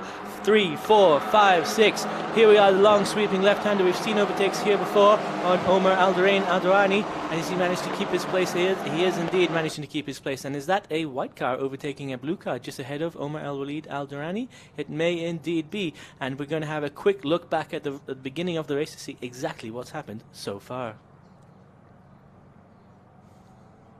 Here we are, that's Johncho Brobio in second position, because Hamda Al-Kubaisi got such a good start. She was up into first right away. Saqer just behind him. Contact there between number 7 and Number 7 it is, and Juancho Probio. That number 7 would be Faisal Al-Kabani, I believe. Spin off there, that's number 99, that's Abdulaziz Abu Zanada, but no worries folks, he got going again. He's an experienced hand in these F4 cars now, having almost 2 events under his belt, and you can see the cars continue to go around the track. Down now into the back straight, I believe we're coming up on. We have on screen Omar Al-Walid Al-Durrani just briefly a moment ago. He is determined to win a race this weekend, and this is really his best opportunity to do so, but he's got to put his foot down to the floor if he wants to make it happen. On screen you can see Hamd Al-Kabasi still in first place. The number 5 car, Saqer Almaosherji, up into second place. The number, is that an orange, number 52? Is that Solomon Zanfari? How on earth has he managed to get up into there? Solomon Zanfari starting P9 up into P3 on what is now the second lap of the race. Just behind him we have a white car, that seems to be the number 11 of Oscar Wirtz, and 2 cars back is his teammate number 10 Federico Al-Rafai. These 2 young gentlemen are the drivers to look out for this weekend because they've had a fantastic battle the whole event. Now let's have a look back to the front of the grid. Hamda pulling out a bit of a lead perhaps in front of Saqer. Saqer maybe deciding to hold his car back, have a bit of a breather lap and go again on the next round. The contact between cars number 77 and number 7 is under investigation at turn 2. Number 77, of course, John Cho. Number 7, Faisal Al-Kabani. That's Philippines versus Saudi Arabia. The green number 77 and the silver number 7 coming down now on screen. We have the orange 52 though, Solomon Zanfari, who has had a fantastic start to the race, up into P3, I believe. Yes, indeed, he is in the orange number 52 car driving for Morocco this weekend, and I'm sure every weekend of his life so far. Down into the pit lane now, though, we can see, of course, the family and friends of the drivers all looking on to the live stream, as it seems like there may be somebody coming into the pit lane just briefly. Down we are back into turns 9, 10 and 11 before the right hand sand section.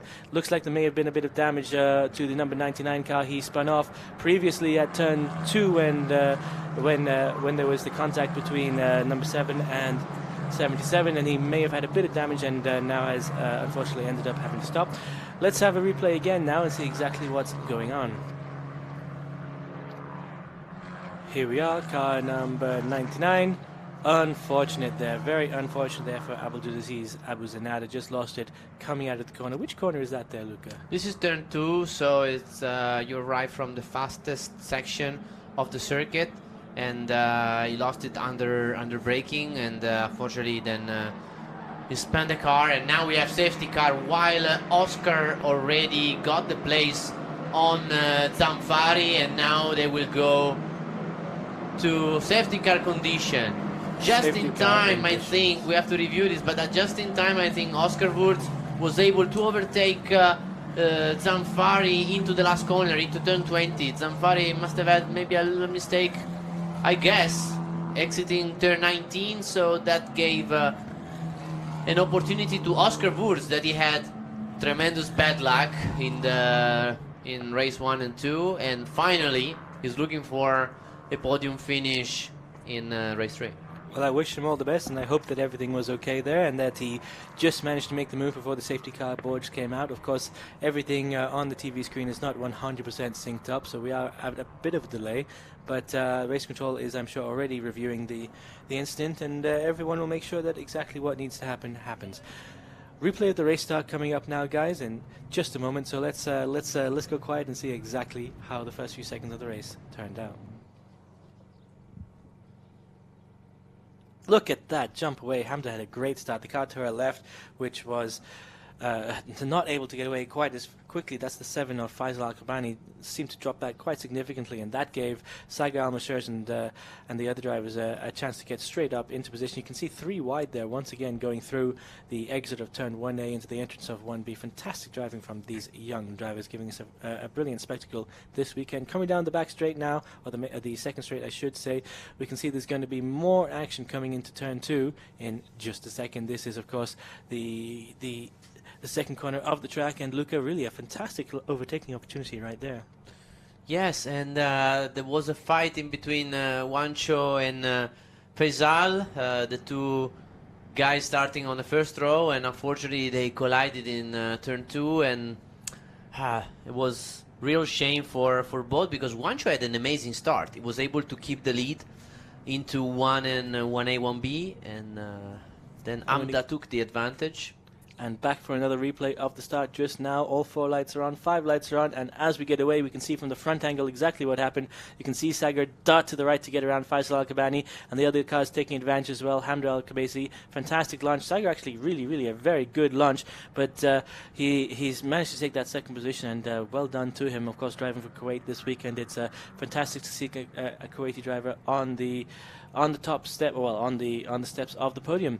Back down into turn 2 once again here. Let's see exactly what happened from a different angle. Saqer tries to have a look down the inside. Not quite enough space. Hamda's defending the 77 N5 car.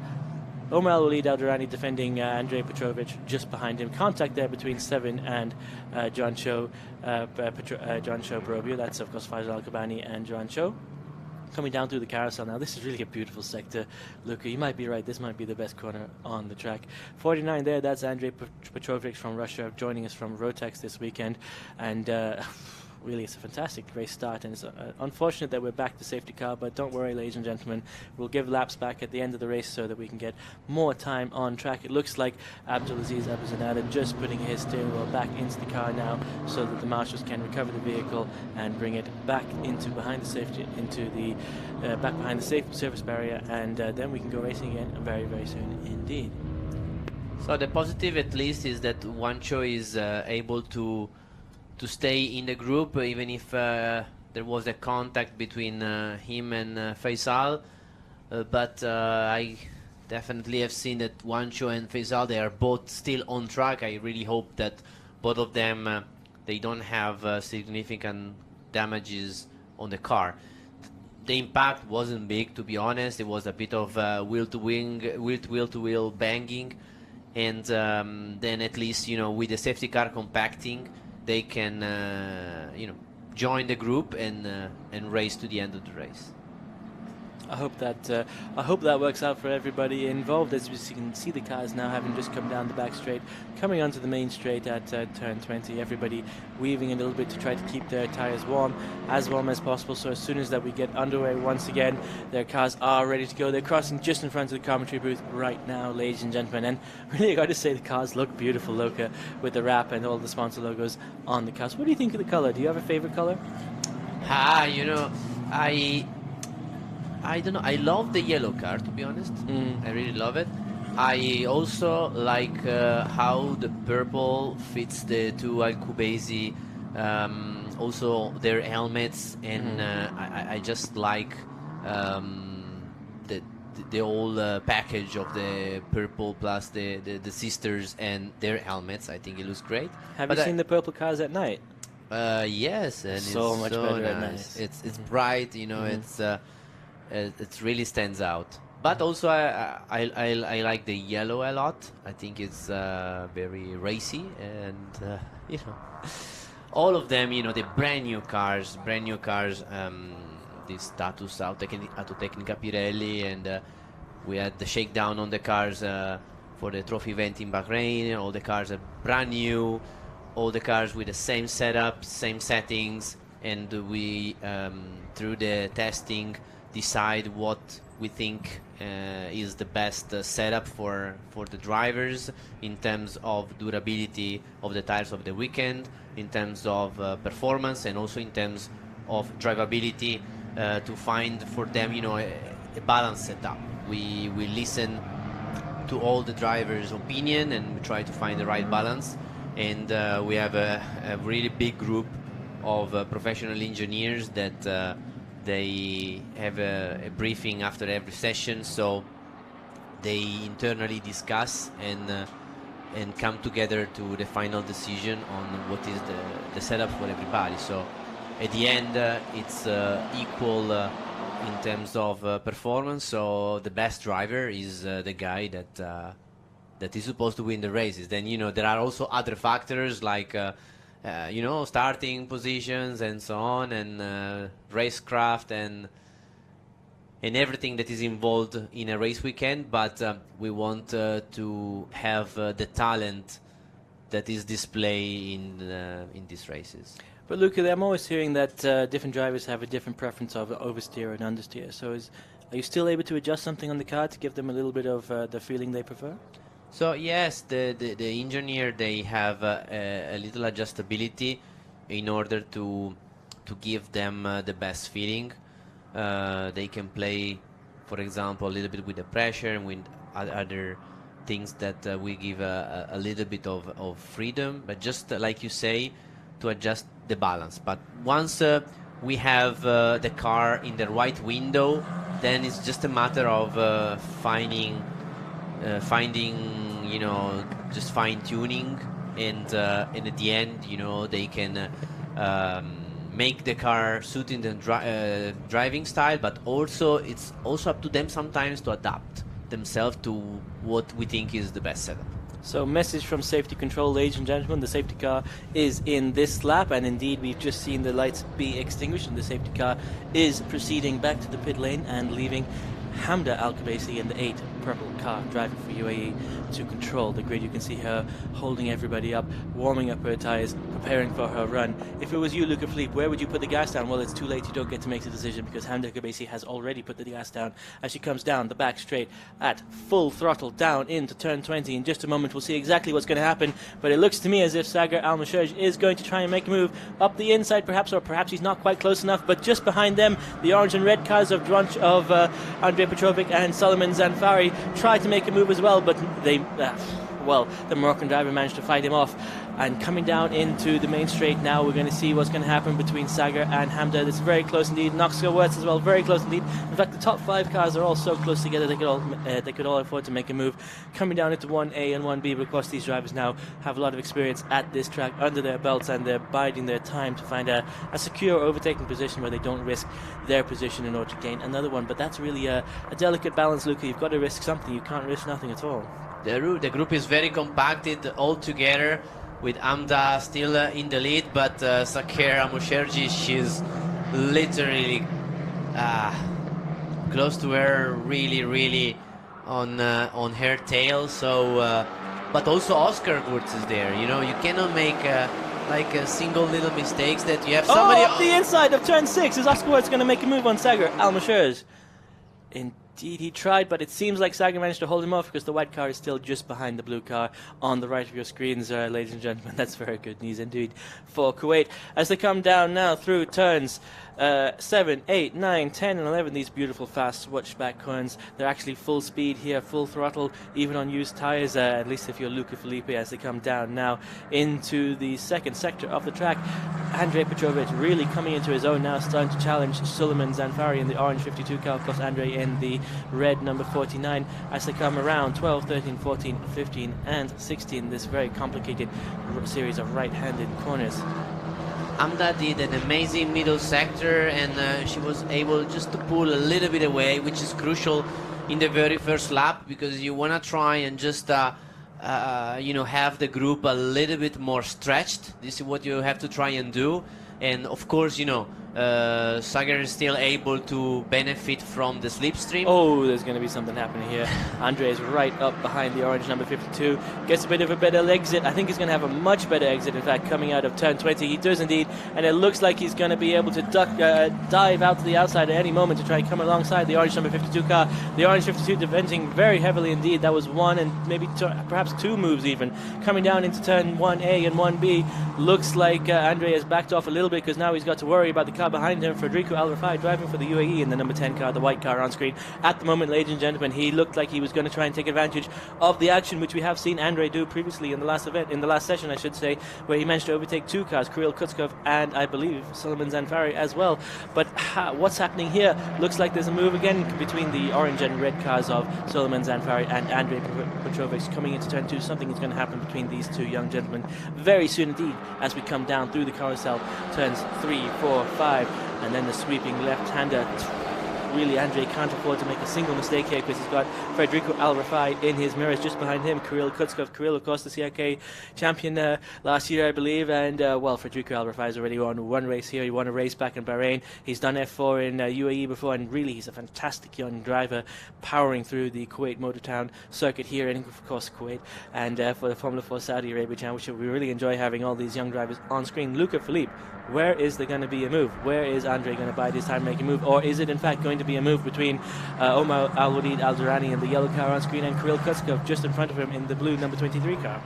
So now Zamfari in P4, sorry, was able just to relax for Omar Al-Wadid goes wide. He hits into that curb that sent two drivers flying in the previous session as well. That may have caused some damage to his car, at least gave the driver a bit of a shock, and he's had to back off just a little bit, but he was right up behind Kirill Kuskov, which was a fantastic fight in the making. But ladies and gentlemen, I see just in front of me, it's not on camera just yet, but with my own eyes I can see the red car of Andrei Petrovic trying to make a move on the orange number 52 of Suleiman Zanfari. Around the last corner, he's right up beside him, ladies and gentlemen, right up beside him, and he doesn't quite manage to pull us off, but he looks like he's got a lot of slipstream. Look, he's got the speed, he's diving up the inside. Now you can see on the right hand side of your screens, ladies and gentlemen, Andrei Petrovic right behind the orange number 52 car. Can he make a move? He's going around the outside at turn 1. He's going to get the better line through turn 1A. Does he manage to hold it off? No, not quite. Suleiman Zanfari keeps the Serbian driver just behind him through 1A and 1B, but Suleiman Zanfari is in trouble here because Andrei Petrovic had to really come to life in this, the third race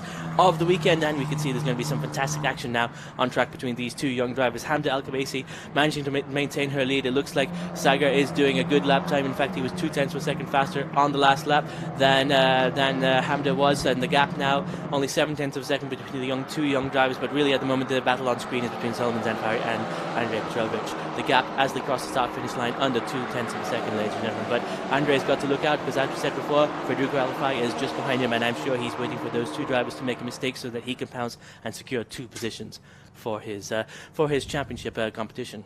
So now we have a situation with the top 3 that they have an advantage and they have a gap, and they are really pushing hard, all of them, with Amda making the pace. She's really pushing hard, head down, and she's been really consistent as well in her lap times.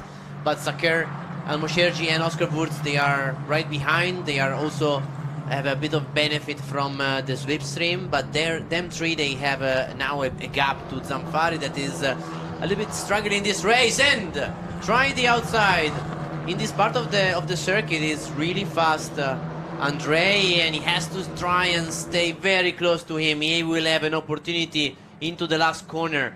He's faster in this section of the track. He looks closer, Luca. I gotta say, he looks closer than he ever has before. Can he make a move? Indeed, he does make a move. Straight up the inside of turn 20.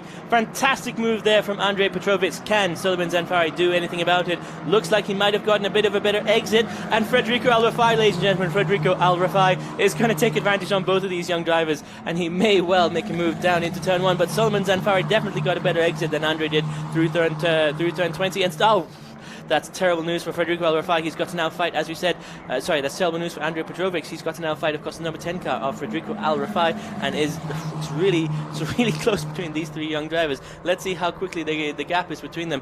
Less than a second, but less than 1/10 of a second between Suleiman and Petrovic, and less than 0.2 of a second back to Federico Al-Rafai as we come down into turn 2 now with the 3 cars in question. Of course, being joined now by a 4th car. That's Kirill Kuskov, I believe, trying to take advantage of this situation as well. So we've got now 4 cars, I believe, fighting for 3rd position. So we have to say that Suleiman Zanfari is really good in defending.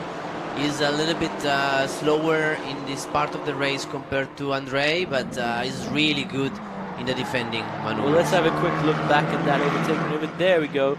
Gets down the inside, throws it a little bit too far. Suleiman cuts back to the inside, gets the better exit, and manages to retake the place coming into turn 1.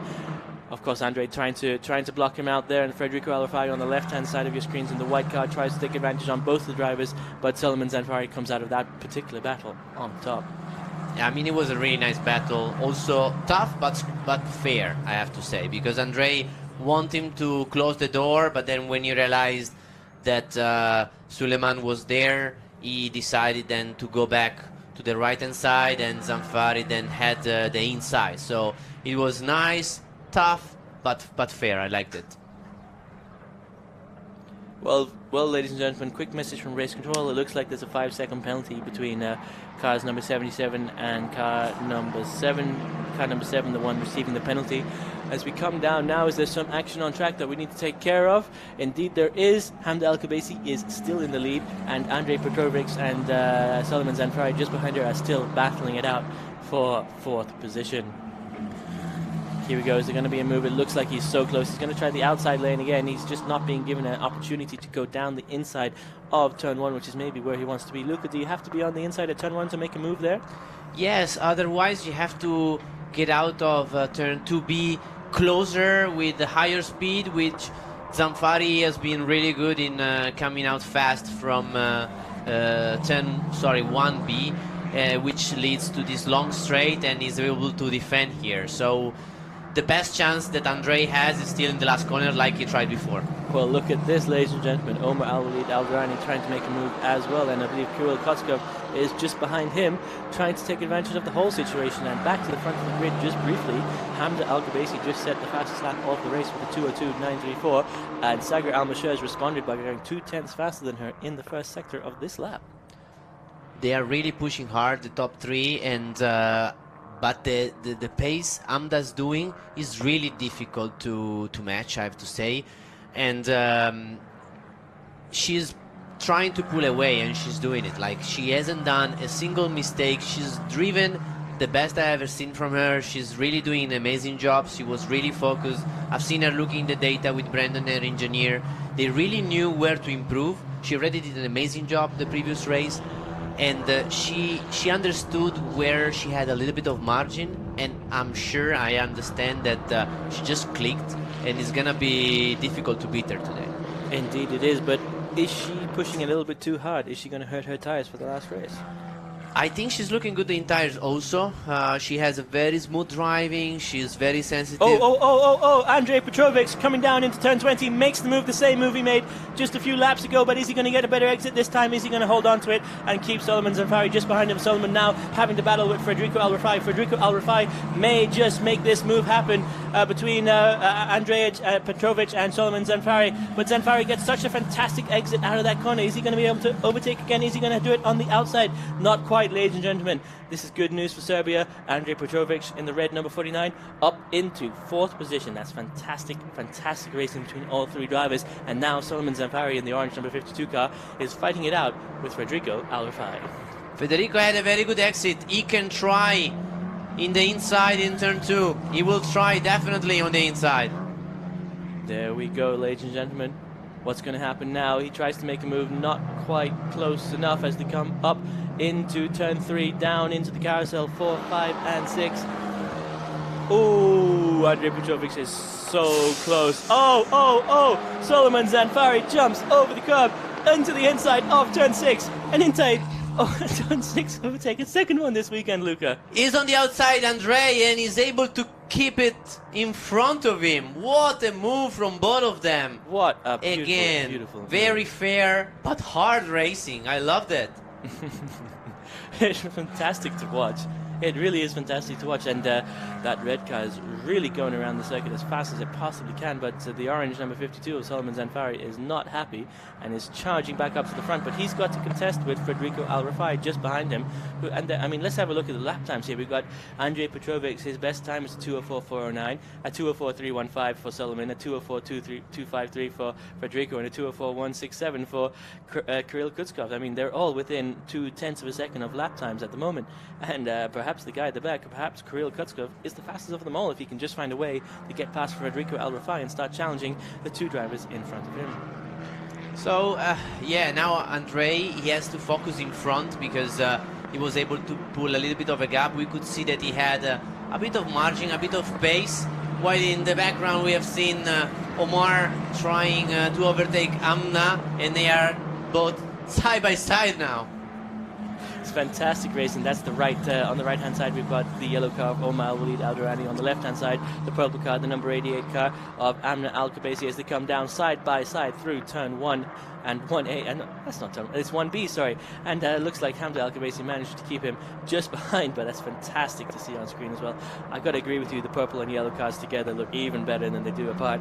And coming down now, the second straight, we'll see if there's going to be another move, because these drivers are really neck and neck and neck. There's a battle for 4th position with 4 cars. There's a battle for it would be 8th position between the 2 cars of Omar Al-Walid Al-Durrani and Hamza Al-Khabaisi as they come up. Looks like Omar's made a better line through the turn 3. He's managed to get in front of him for the carousel of 3, 4, and 5. What's going to happen at the sweeping left-hander of turn 6? We've seen 2 overtakes here already, and maybe there will be a third. It looks like there's a car just behind Hamda Al-Kubaisi, a white car, perhaps a silver car, that's trying to take advantage on the outside of turn 6, up the inside of turn 7. Do they make contact? No, it seems like the drivers managed to give each other enough space to continue racing. And it's really fantastic to see on screen as we come down now through the flat-out section of 7, 8, 9, 10, and 11 before the right-hand section of corners 12, 13, 14, 15, and 16. On screen, at the front of the screen, you've got the yellow car of Omar Al-Walid Al-Durrani, the number 18 car managing to lead the possession of the number 88 car, the purple car of Hamda Al-Kubaisi. Who is just behind them? Well, it's none other than... Is that Kirill Kutskov? Yeah, so... no, that's the number 7 car of Faisal Al-Kabani. Faisal. He's also in the fight, but it looks like there may have been a bit of contact because his damper cover seems to be just slightly loose. As they come around now, turns 18 and 19 down to the back straight, it looks like Salman Zanfari has dropped back significantly from Andrei Petrovic, while the orange car... While the silver car of, the white car of Federico Al Rafai is right up behind the orange car of Solomon Zanfari. We will see very, very soon indeed that something special is going to happen here. But ladies and gentlemen, I've got some news for you. There's a 10-second penalty for Solomon Zanfari for exceeding track limits. So he's got to get away from the car behind him, the car number 10 of Federico Al Rafai, if he wants to maintain his position in the final in the final standings. So basically, by regulation, we have the race control that they have the opportunity to look in every single corner the track limits, and when the car goes out of the track behind the white line with all 4 wheels, yeah, so it means to keep the position for the moment, all 4 wheels, then it's a track limit. When you do it 3 times, then you have a warning. At the 4th time you have a penalty. So we've seen Zanfari, you see in this corner we just have seen, which is turn 4. Unfortunately, he's been systematically pushing the limit a little bit too much. Sometimes because you have a crest and you have a dip, it's really hard to see from the driver's perspective exactly where the line is. But I mean, you have to be responsible for that as a driver, so we have to try and help him to not do this mistake again in the next race. Also because this has been the race with more of a green light time, so everybody had more opportunity maybe to also do the track limit, so we have to make sure they are aware of that. Yes, of course, and I think the drivers now, after a couple of races here at the Kuwait Motor Town, have of course come to grips with the circuit and now can give us a true display of their talent. Once again, ladies and gentlemen, from the top we have Hamda Al-Kubaisi, Saqer Almaosherji, Oscar Wedge, Andrei Petrovic and Federico Al Rafai. Petrovic and Al Rafai are still fighting with Kirill Kutskov for that 4th position, and I'm sure it's going to be a fantastic race. But unfortunately, Salman Zanfari has the 10-second penalty, and there's an investigation for the cars number 11 and 52 for overtaking under safety car. A little bit squirrely there for Andrei Petrovic, coming out of what would be... What corner is that there, Luca? So, great race again for Hamda, and a deserved win for her. She dominated the race, fastest lap, she won the race, and she had the strongest pace. So, yeah, I mean, she is not gonna start from the front in the last race of the weekend, but she's a contender. She's been super quick. While Saqer Almaosherji P2, and the gap looks a little bit big also because I guess in the last couple of laps maybe he backed off. We have seen that he had no more pace in order to fight with her. And finally a podium position for Oscar Wurz. Like you say, there is an investigation between 11 and 52, which is Oscar Wurz and Zanfari for overtaking under safety car. Like we have seen briefly, shortly before the safety car came out, Oscar Wurz was alongside when the safety car indication came on the screen. So it's one of those situations where there has to be looked on the video if the overtaking maneuver was completed before the safety car signals were on track or after. Sometimes, you know, it can be very marginal, and sometimes it's not even a reaction time that the driver, you know, can have. And we will see if we are to that point, or maybe it's just more of a easy easy situation to double check with the stewards later. Well, I'm sure the stewards are already working on it, Luca. We've gotten a few messages from them, or from race control, I should say, during the course of the race. And let's just quickly run through the finishing order, and then I have to pop down to the podium just after Marcello Puglisi gives us the post-race interviews. So once again from the top, Hamda Al-Kubaisi, Saqer Almaosherji, Andrei Petrovic, Oscar Wirtz, Federico Al-Rafai, Kirill Kutskov, Omar Al-Duran, Amna Al-Kubaisi, Solomon Zanfari, Faisal Al-Kabani, Abdullah Al-Kubaisi, Laura Villas, Jean-Charles Probio, and Abdulaziz Abu Zanada. I'll be back with you just briefly, ladies and gentlemen. In the meantime, Luca Philippe is going to take very good take. What a race from Amda. Wow, I mean, she had a podium this morning, and now she had a solid win, a really solid win, solid performance. And she had a good start, and she was able to get the first place going from the exit of turn 1 going into 2, and she won in a nice fashion. Solid win, fastest lap, strongest pace. She just went away, left the field, and she looked in control all the time. And I'm really happy to see her happy and relieved with her father. And this is the, the nice side, the sweet side of motorsport. Family and friends involved in the difficult days, but also in the nice moments like this one. We see also Brendan is an engineer, and definitely I've seen them working very well together, very nicely. They've built a very good relationship between Brendan, Amna, and Amda, all three as a group, as a team, and also the way they were working hard before the start of this race. They were looking into little details in order to improve her driving, which was already phenomenal. But and here we have the hug with Amna, that unfortunately she had not a great race today, but definitely she must be happy for her sister.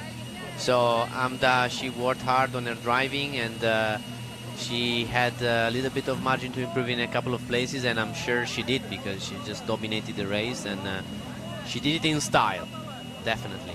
We've seen her with her father, with her sister, and also Saqer Almaosherji in P2, second position, congratulating with her, and I think both of them must be very happy. Then Saqer at the end of the race, I think he thought of what a nice feeling to be a proud dad. What's better, Proud dad with a happy girl. This is a fantastic picture we have in front of us. So this is the nice side of motorsport. Definitely a very nice race, because it was a clean green race mostly.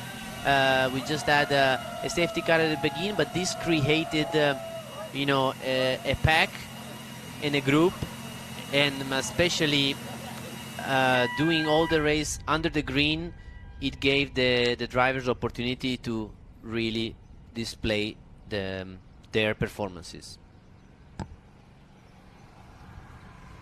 So classification, here we have it. Amda Al-Kubaisi, winner of today's race 3, and Saqer Almaosherji, P2. Again, amazing race from him, like a really talented young guy. Andrei Petrovic, another podium. So 2 podiums today for him. Good job. Oscar Wirtz in P4. Finally, from Oscar Wirtz in P4. So after 2 difficult races, finally Oscar was able to have a good race and score good podiums.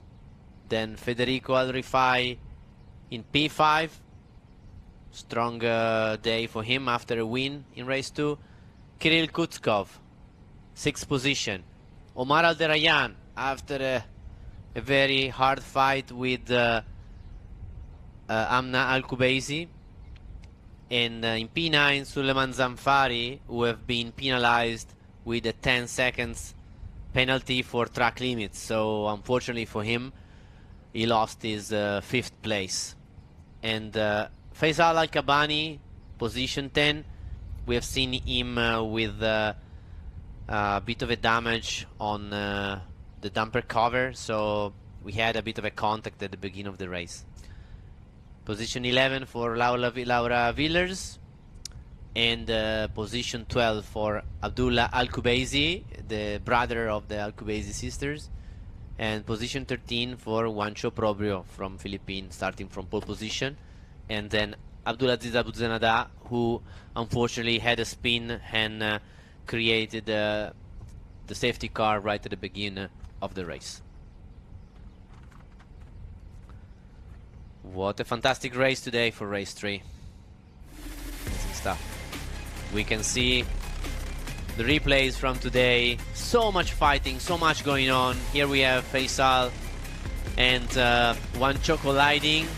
And unfortunately, when Abdulaziz Abudenada lost the car and created the safety car. Then we have Amda at the front trying to pull away from Saqer, and Omar losing track position after a mistake going on the curbs. Omar is a fighter. And about the fight, what a fight between these two. Petrovic trying twice the inside in turn 20 to Zanfari, then Zanfari defending brilliantly. Amazing defense maneuver from Zanfari, but then finally had a very good pace Andrei and managed to get the podium position. And here we have a really happy Amda, a very deserved winner of today.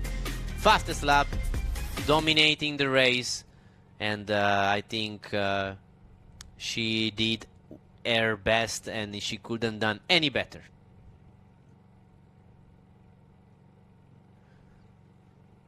So the start was definitely the key point of the day, because we had a good start from the pole sitter Juancho.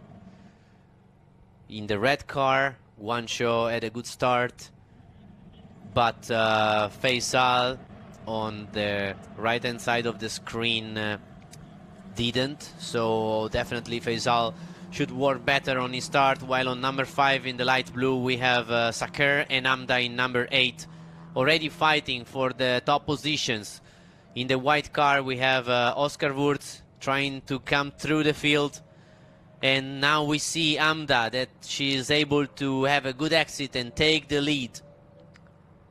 Great stuff from Amda, and Amda going into turn 2 in the lead, and then we have Saqer in the inside and Faisal colliding with Juancho, and both of them losing ground, losing positions.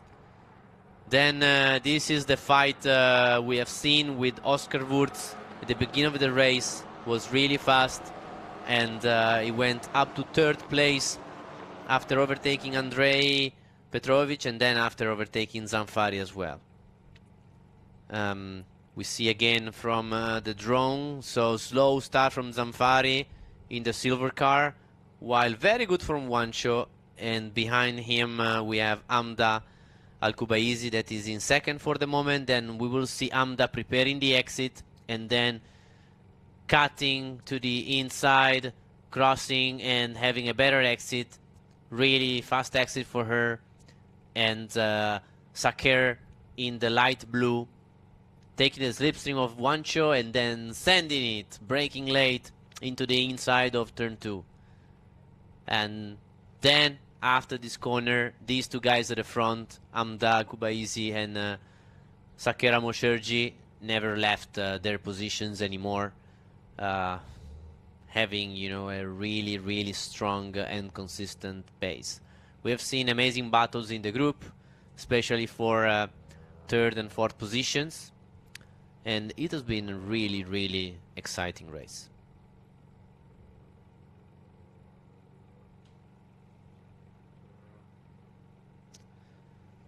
So shortly the guys will go on the podium, and definitely we have had several different drivers standing on the podium.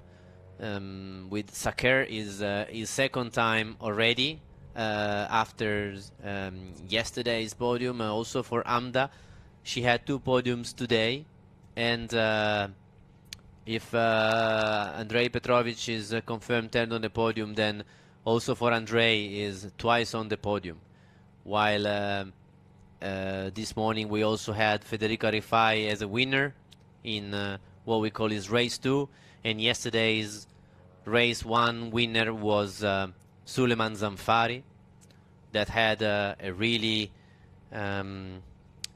good start and a really good opening of the lap, and he took advantage from the fight of the 2, let's say, white teammates yesterday in the race 1, with Oscar Wurz after he made a slight mistake in the restart. Then he had a collision with Federico Rifai, with Oscar out of the race, Federico penalized, and then Suleiman Zamfari, that was already in the lead, then he was able to pull away and win the opening race of the weekend. We just remind you that the first race is also the race that gives you the full points in the system, while race 2, race 3 with the reverse grid, starting grid then gives you the half point system, and then the next one, which is the race 4, again we will have full points. So the next race is also one of the most crucial races of the weekend, because we have the full points, because it's the last one of the race weekend. So definitely everybody will try his best.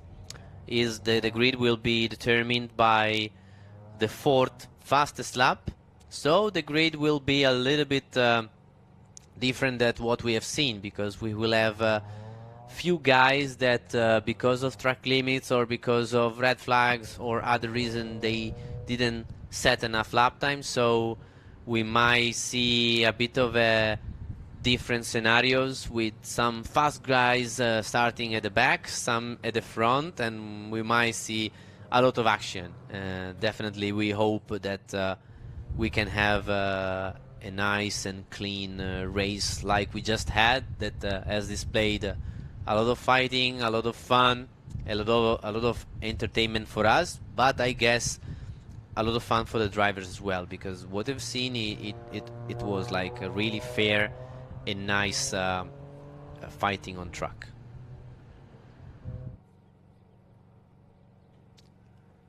So we couldn't have a better place, a better circuit. Kuwait is one of the newest circuit in the Middle East, and with the longest configuration, that is more than 5.6 kilometers, so it's really long lap, 20 corners, and many different configurations. When you have the longest layout, which is the one that we are doing now, you can have more of a shorter national layout, which is, for example, what is the touring cars that we see on track that are gonna do it shortly, and then we also have other options to make a different configuration. This is the one we're using, is the most complete, and but all of them are really exciting and also difficult to drive. I've been myself driving quite a lot in the testing before the race weekend, because we've been doing some shakedown with the cars. Every car that is new or is being repaired, we have a shakedown in order to double check that the conditions are 100%, that we don't have any technical issues, and that all the cars, they are equal in terms of performance. So this is something that from the championship, it has been phenomenal. Very big organization in order to have all the cars set, ready, and up to their best from the technical point of view. So it has been a lot of action. It has been a long week for us with 3 days of testing plus yesterday practice qualifying and race 1, and then today, Saturday, is the day of the races. So with 3 races, there's a lot of action, a lot going on, and the guys, they have also to manage the tires, because for once the weekend starts, so from the Friday morning, from the practice, you have the opportunity to use 2 complete set of tires, and you have to manage the tires through the both days. So some will have the better tires for some of the races where they have maybe better starting position, and maybe use the more used set for the races where you're starting back with the grid, or upside down. You know, you can do your strategy from this point of view with your engineer. The team is composed by a group of 2 drivers with the same colors of the car, and you have one race engineer and one data engineer, plus we have many mechanics and extra engineers and the chief engineers, and a group of 4 coaches dedicated to all of them. We also have a physiotherapist and a trainer that is helping all the drivers to stay fit between the races, and before the races we help them to learn more from their body what is needed for their preparation before the race in terms of warm-up and activation. Some they need to relax a little bit more, some they need to activate their body more. So we try and help them discover and understand all these processes. All of them are very young, very talented, but most of them with still not so much experience. So we try and transfer as much as experience that we can from ourselves. So we are really proud on these guys, what they are doing, what they are displaying, and with some of the drivers that they arrived with no expectation, and suddenly they finish on the podium, and they have the opportunity to fight with Formula 4 cars, which are the best category in the world for junior formulas when you are dreaming about becoming a Formula 1 driver. So this is the first step of a long journey that can lead potentially to Formula 1, but for sure it will lead to a lot of fun, a lot of excitement.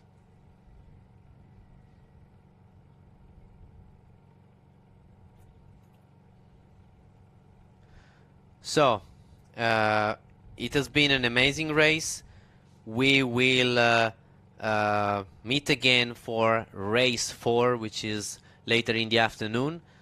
Thank you for being with us, and we have a final race of the Formula 4 Saudi Arabia Championship here from Kuwait Motor City. Thank you very much.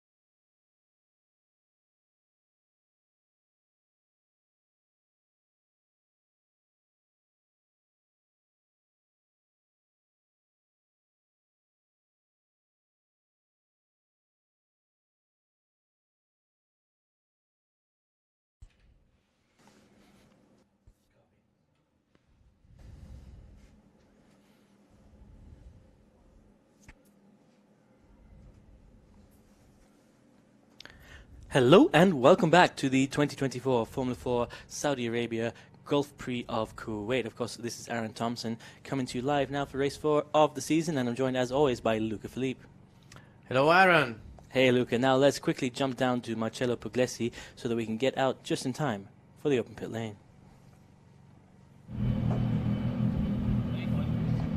Here we are back on the grid, Formula 4 Saudi Arabia. This race will start with the result of the qualifying. So we are going to the pole sitter of this race from UAE, Federico Arifai.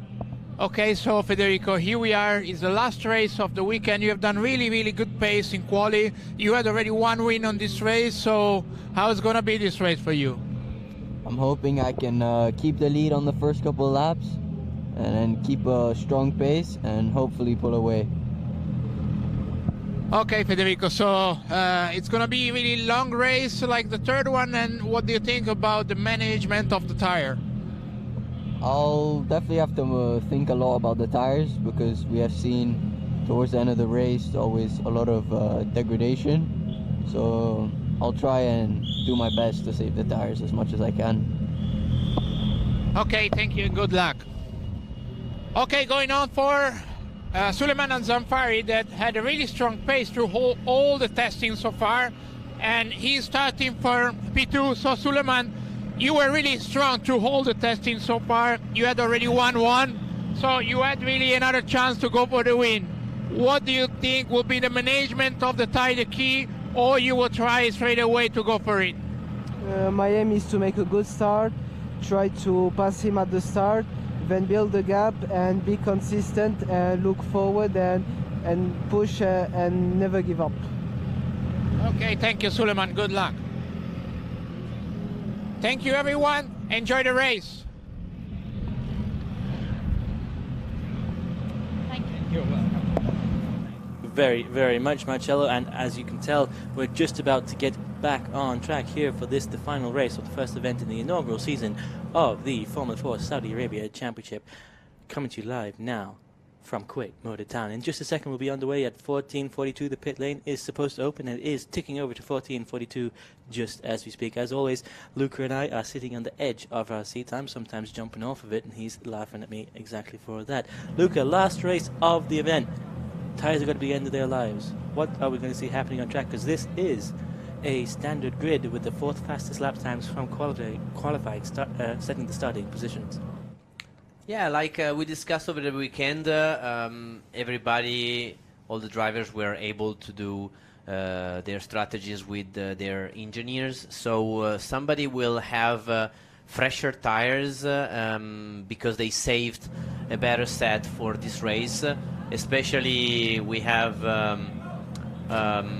the top 3 that I know they kept a fresh set for today. The top 4, sorry, top 4, all of them, they have a very good set of tires. While in the rest of the pack, we might have some other drivers that they are sort of matching tires from their best set, because here you can also, between the height tires we have, so the 2 sets, you can also start matching and swapping tires left to right, because this is a bit of a unusual anti-clockwise track. I say unusual because let's say in Europe and Asia, generally speaking, the circuits are clockwise, but there are also amazing circuits with anti-clockwise, like Imola, for example, or Turkey in Istanbul, for example. But most of the circuits are clockwise. This one is anti-clock, so you are using more the tires on the right hand side, which is your outside tire, where you lean most of the time in the corners, where you have most of the forces. So you also try and manage the wear to try to keep it even from right to left. So the engineers, they're being a bit of an exercise in trying and keeping the best tires they can for the all 4 races. That makes a lot of sense, Luca. I mean, everything you say makes a lot of sense. You're the expert here. You're the driver coach together with Luca Allen and Marcello Pugliese, rounding out our driver coaching team. A lot of experience between all three of you. Luca, you've made it all the way up to GP2, and now you're an official test driver with various people I'm not allowed to tell everyone about. And Marcello as well is equally impressive. He's a GP2 driver, so it's fantastic to see them back here coming with us. Of course, Luca, an ex-driver of ours as well. So now we're back into the circuit guide one more time, last time for the race weekend. Luca, can you talk us through what we're going to see on track? Really fast section to start with, then turn 2 is an overtaking places, then 3, 4, the corkscrew going down the hill, turn 6, the longest of the circuit, and then from 7 to 15 is this super quick. We have a multiple apex corner, and then 18, 19 is flat out. You have to try and get the slipstream once you arrive in turn 20, which is an airpin going down the hill, which is also an overtaking spot for this 5.6 kilometers racetrack. Amazing circuit. Amazing indeed, and it seems like every corner is an overtaking corner here with our young drivers. And speaking of our young drivers, let's have a quick look at the starting grid. First row, Federico Alvarfai, Solomon Zanfari, repeat of the first race, and it's going to be very, very interesting to see what happens between these two young drivers in the white and orange cars, the number 10 and the number 52. Just behind them, Kuskov, Krill, and Oscar Wirtz. I think this is Krill's highest starting position so far, so this is going to be his chance to get his first race win of the season. I'm sure he's looking exactly at that. Oscar Wirtz, Petrovic Andrij, Faisal Al-Kabani, Omar Al-Durain, Saqer Almaosherji, Jean-Charles Borobio, and Amna Al-Kabasi round out the top 10 of the cars on the grid. All drivers had a fantastic weekend so far, and I'm looking forward to see what they can do for us in this race. And speaking about this race, it looks like everybody's lining up in their positions now. But just before we get to the start, let's have a quick final 4 entries: Hamda Al-Kabasi, Abdullah Al-Kabasi, Abdulaziz Abu Zanada, and Laura Villas. It's going to be very interesting to see what happens between the brother and sister on the second last row of the grid. Now, without any further ado, let's get to the start of the race. Is this the start of the race, Luca, or is this the formation lap still? So we are gonna start for the formation lap. So we see the 2 green lights in the middle of this panel, this lighting panel, so everybody is able to start, warm the tires, and go for this formation lap, and then back to the grid. Is the purpose of the formation lap just to warm up the tires, or is there a special purpose that we're unaware of?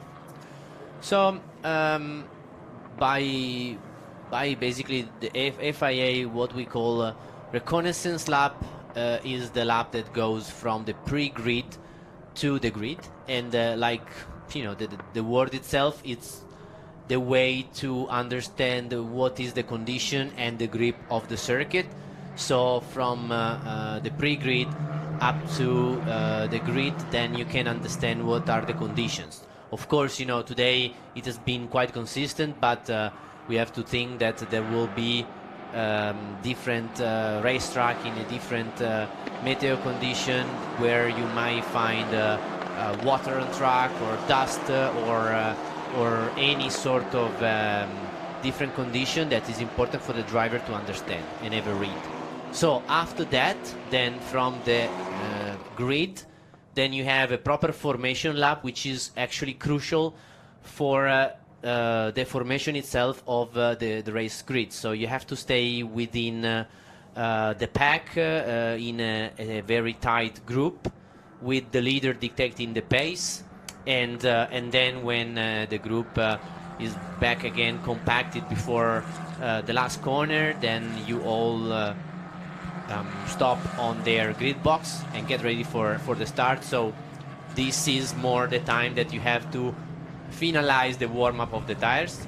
So this is why normally the leader starts the formation lap with like a speeding up with a fast pace, but then towards the end of the lap, the leader starts to slow down in order to compact the group. The leader wants to compact the group because he doesn't want to sit on the first row for too long until the last car has stopped on the grid, just because he doesn't want to, of course, overheat the clutch and the engine and everything. So this is what is normally happening over the course of the lap.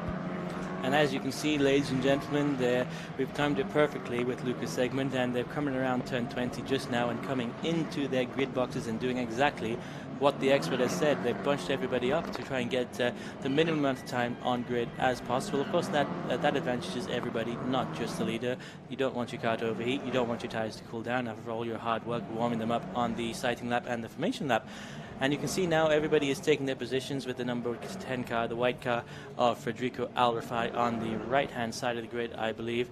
Or no, he would be on the right-hand side of the grid, left-hand side of the grid, sorry, in pole position. And look at this. This is Oscar Wirtz, I believe, in the number 11 car. What an unlucky weekend for Oscar. What an unlucky incident there. In any case, here we are, start of the race. In just a moment, all 5 lights will go on, and once they're extinguished, we will be underway. There we are, everybody's revving up. 1, 2, 3, 4, all lights are on, and we are underway. It's a good start there from the number 10 car of... Is that number 10 car, Federico Al-Rafai? Very good start from him, getting away down into turn 1, followed through 1A and 1B.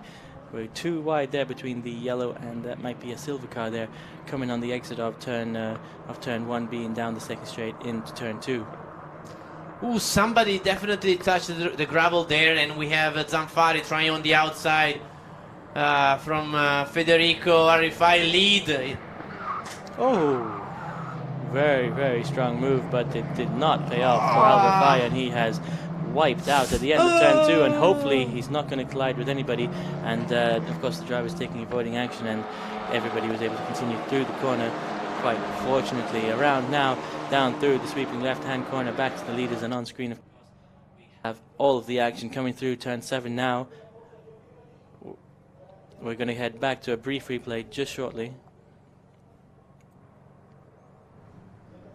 Here we go. This is a replay of what happened coming into turn 2 between the number 10 car, Federico Al-Rafai, and the orange car, the number 52 car of Solomon Zanfari. Solomon tries to send it around the outside at turn 2. It was an ambitious move, but he just couldn't hold it and spun off into the exit. Yeah, I mean, it was very brave to try and send it, and here you see he's going backwards because definitely he's trying to reach the clutch, not to stop the engine. Good job, guys, for avoiding him when he was sideways on the track. So all the guys did an amazing job in being ready in order to avoid any possible accident. Yeah, so Federico now is leading, but Kirill Kuzkov is really close to him, the number 23.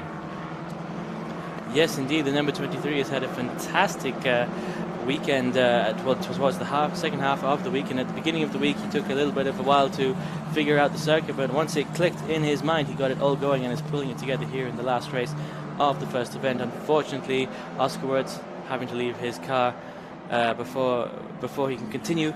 But back onto the track now, we have Solomon Zanfari in the orange number 52 car on the left hand side of your screens. He's dropped back now into P7, unfortunately just behind Saqer Almaosherji. I'm sure he's going to be trying to charge back up the grid, and just indeed the number 9 car, the orange car on screen just at the moment, that is Abdullah Al-Kabaisi, seems to be trying to make a move on his sister Hamda Al-Kabaisi just ahead of him.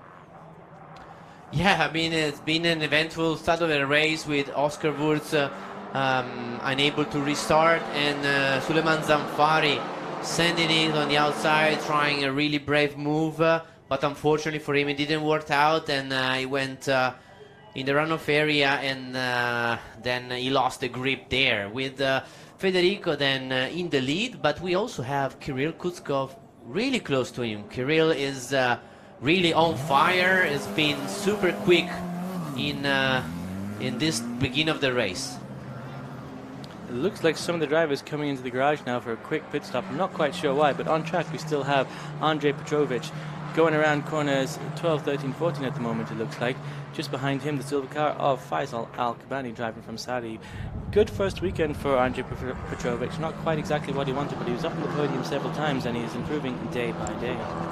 Yeah, and Andrei is showing a lot of consistency through the race, so he's also driving smoothly, so it means he is very consistent in this pace. He's not making mistake, and he's being fighting really hard with Suleiman Zanfari in race 3. We've seen fighting him very hard, and he's also very quick towards the end of the race. Fantastic. And now we're going to come around back down with the number 10 car, Federico Al-Rafai, who is still leading the race in front of Kirill Kutskov in the light blue, number 23 car. The leader of the race has just done a 202.757, just behind him a 202.490, so that's a 0.3 of a second advantage to Kirill Kutskov, so he looks like he's going to be able to make a move very soon indeed. He's not even trying for the slipstream down the second straight though, so he's not going to do it this time around. He must be biding his time, and hopefully he's going to make a move in the next few laps. Number 49, and right behind him, number 7, the silver car of Faisal Al-Kamani. A move coming here on the entrance of turn 2. Looks like Faisal got a bit of a better exit, but doesn't manage to make the move stick, and continues behind the 49 car of Andrei Petrovic as they come down through turns 3, 4, 5, and 6. Faisal has been super quick all weekend. But unfortunately he have had a bit of a contact and he didn't quite had yet the result that he deserves. So this time is really trying hard to gain places, and he's in a solid 5th place, really close to Andrei Petrovic, which has been super quick all over the weekend, and not so far from a potential podium position, because in P3 we have Omar Al-Derayan, which finally he had a clean first lap, and for the moment is doing a fantastic job holding on 3rd place. A truly fantastic job. He's up on the podium now, and his goal is to win races, and he's making progress every single race, and especially every event as well. I'm sure we're going to see him up on the top step of the podium in 1 week's time when we come back to the Kuwait Motor Town. He is a driver with a lot of talent, and despite his little experience in single-seaters, and I remember him, we were testing in Malaysia, and it was really at the beginning of his Formula experience, and he has a very natural talent, so he's really quick, he has no fear, he's really brave, he can drive the car with a lot of steering wheel opposite lock, which means he can drive sideways as well, so you know, is really talented, has a lot of car control. I've seen a lot of talent here this weekend, Luca. Is there anybody that's particularly taken your eye? So I can speak for a long time here, honestly, because we have, for example, the local Kuwaiti driver, because Saqer Almaosherji has been phenomenal. He's super young, super talented, and he also has not so much experience, but despite the little experience, he's super quick, consistent in the races, and he had several podiums already, and he hasn't won a race yet, but if he continues like that, he will very, very soon. Then we have Kirill Kutskov, and now he's in 2nd place, trying to find his way for his first victory, and Kirill is karting OK world champion, so it's something that he speaks for himself.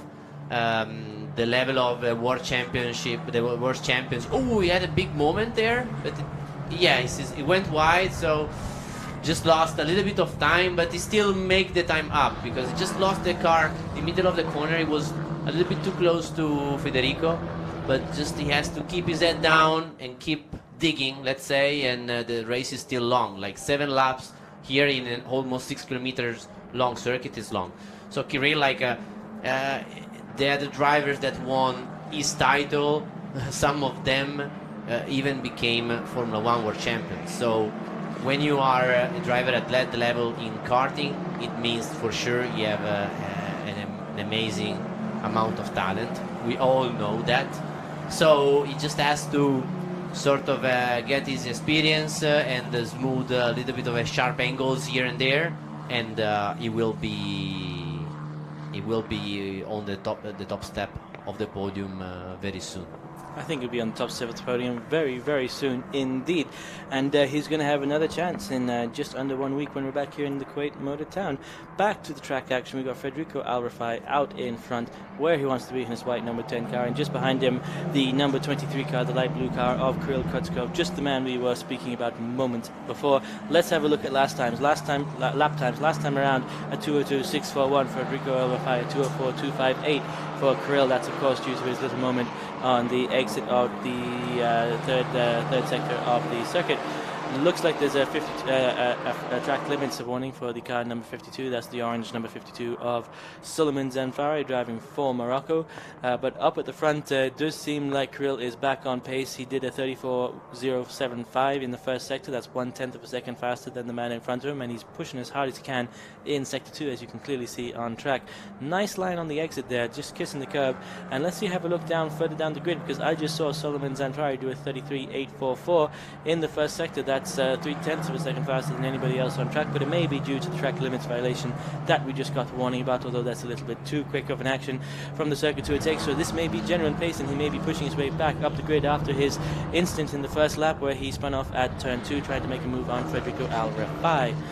Into the sector 2 now, we have a 43.924 from Federico Al-Rafai, and we've got a 43.476. That's 5/10 of a second faster by Kirill Kutskov in the second sector. And you can see indeed they are now neck and neck coming down into the final corner. And there's a yellow and red car on track as well. That's Omar Al-Durain and the 49 of Andrei Petrovic, who are really about to have an overtaking opportunity coming to turn 20, but they don't quite manage to pull it off, and they continue down the main straight.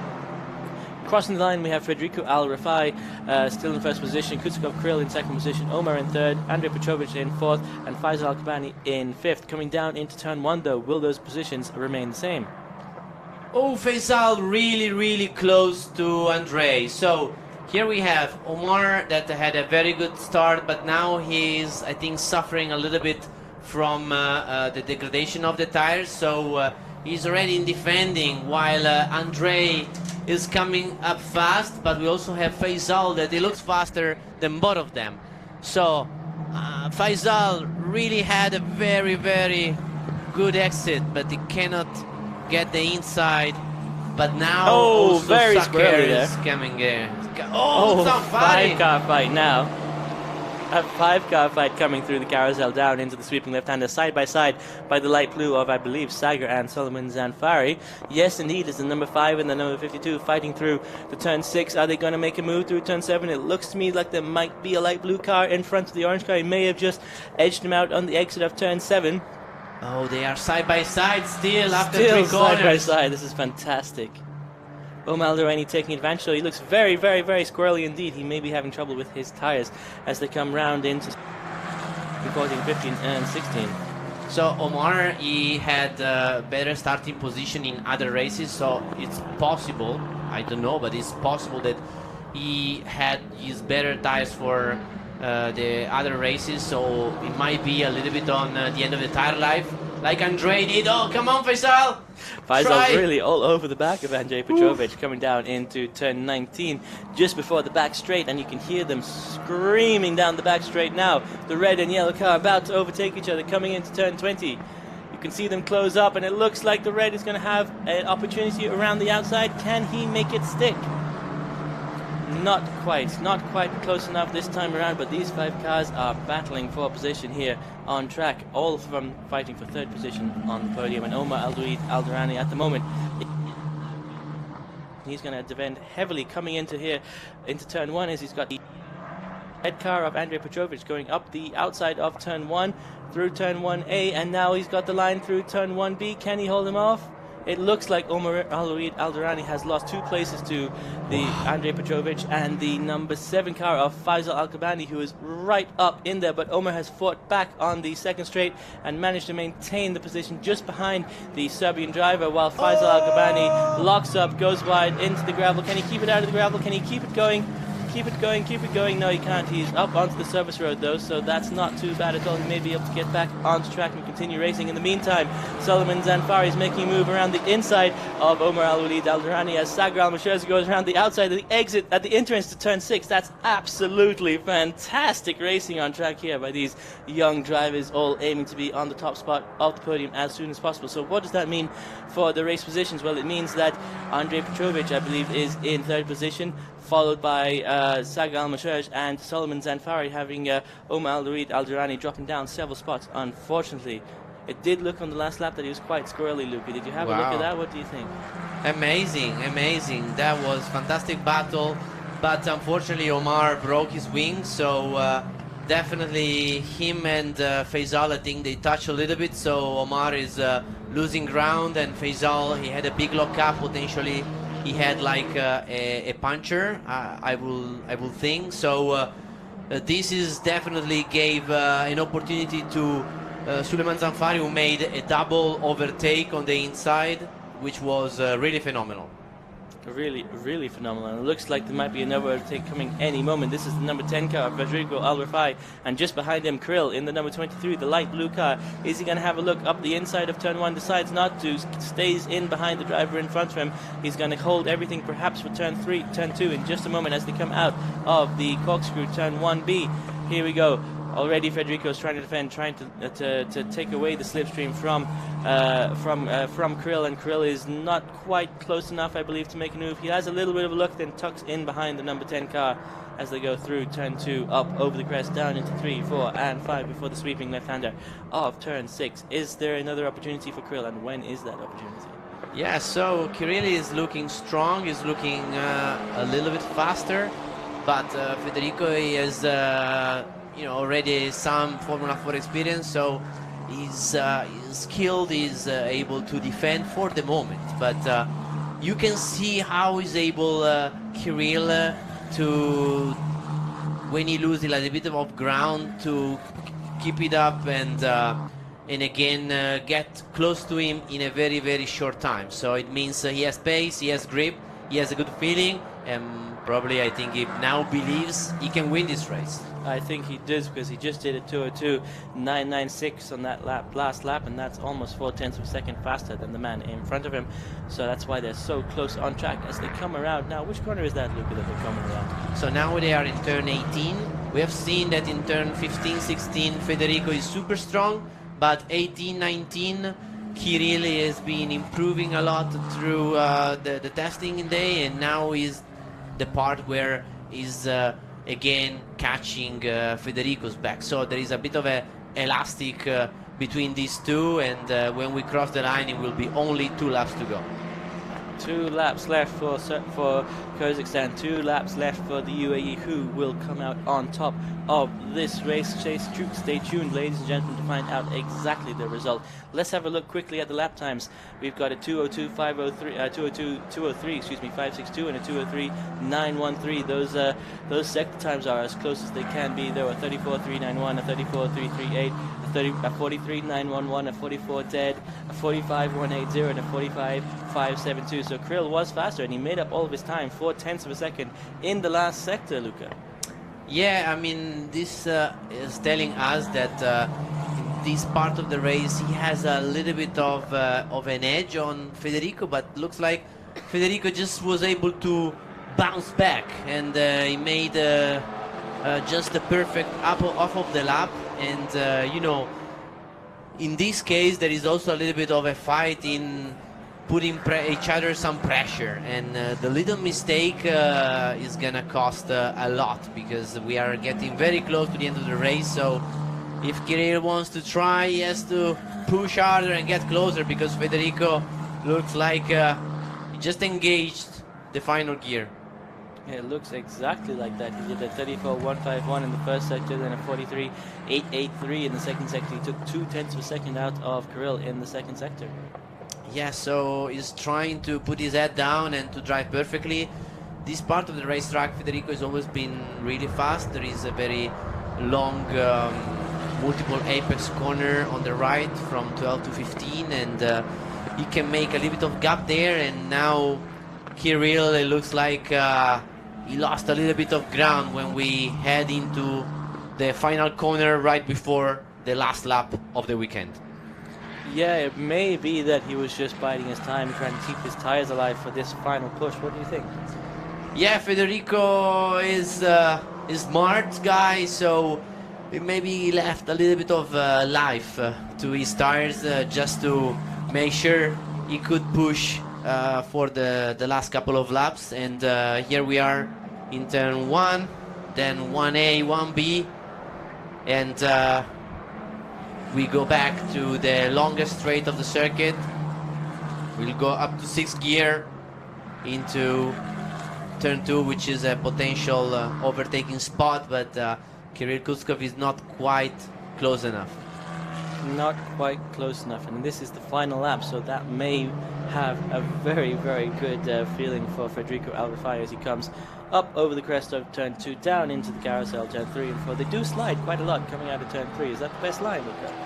Yeah, so turn 3, 4, because there is a crest, the car goes over the crest, so there is a moment that the car gets lighter when it goes over the crest, and then you have a big compression where you really feel the forces that they compress the car down, and then you have all this fast section flat out. Looks like Kirill Kuskov is thinking about securing an amazing second place anyway after a solid performance. It looks exactly like that as it comes around now. Turn 12, 13, 14 and 15, perhaps my favorite section of the track.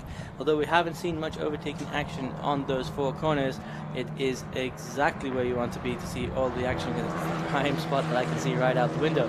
Coming around the last corner, the second last corner now, we have Federico Alrifai driving the white number 10 car. Federico, pretty strong weekend for him.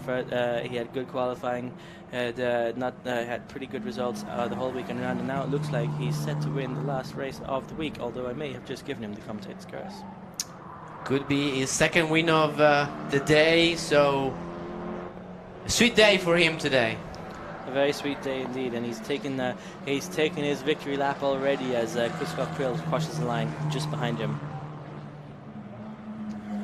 How does that feel, Luca? How does that feel to put your hand in the air as you come past the checkpoint? Yeah, yesterday Federico had a difficult day, but today with 2 wins, definitely he had a turnaround. Same thing for Kirill Kuskov. Yesterday was not so easy, but today he had a solid day and a second place to finish the weekend.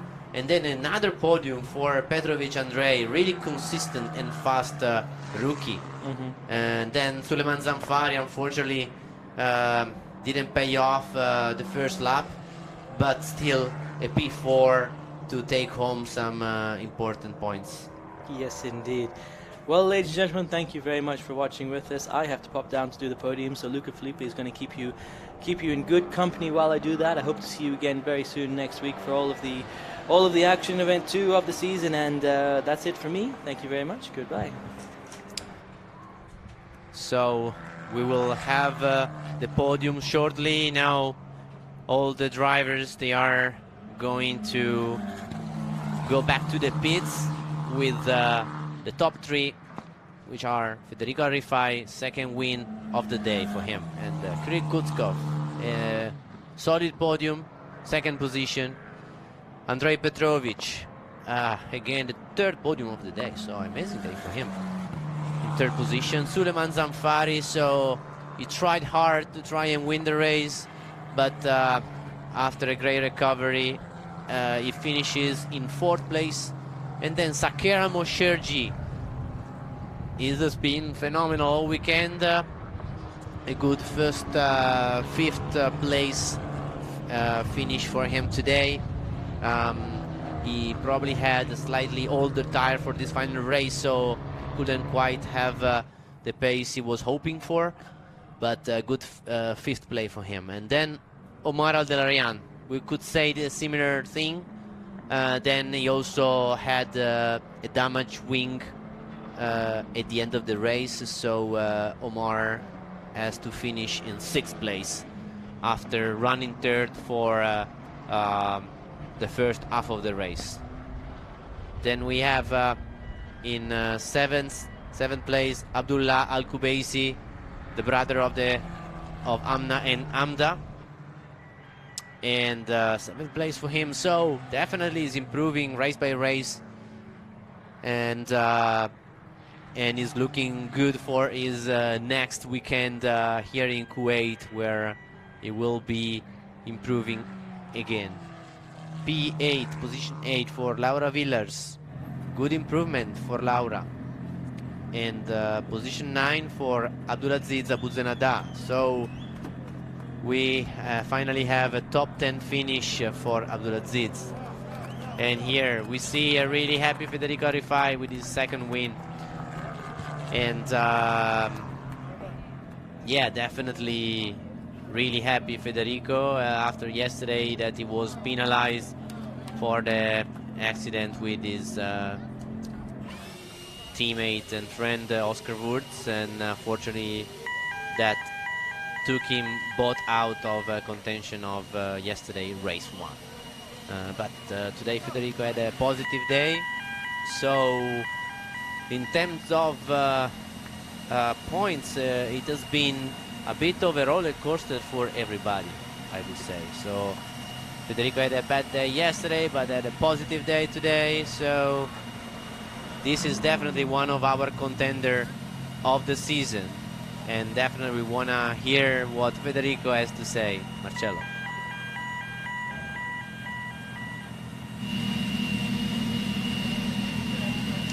So let's hear what Federico Rifai has to say. Here we are with the winner of this wonderful race, Federico Rifai. One more time on the first step of the podium. Finally, how does it feel? Yeah, it's really good. We led every lap. Kirill was quite close. He was very fast, but managed to keep him behind. And yeah, it was a good race. Well, from your words, seemed to be really easy, but actually I could see that Kirill was putting a lot of pressure, especially the second last lap, and then it seemed like just to, I don't know, hands up and let you go for the win. Yeah, I was trying to conserve the tires a bit because I was getting quite a lot of braining, and yeah, the moment he caught up, then I started to push Max again, and I think he had a few slides, so that's why I pulled away a lot.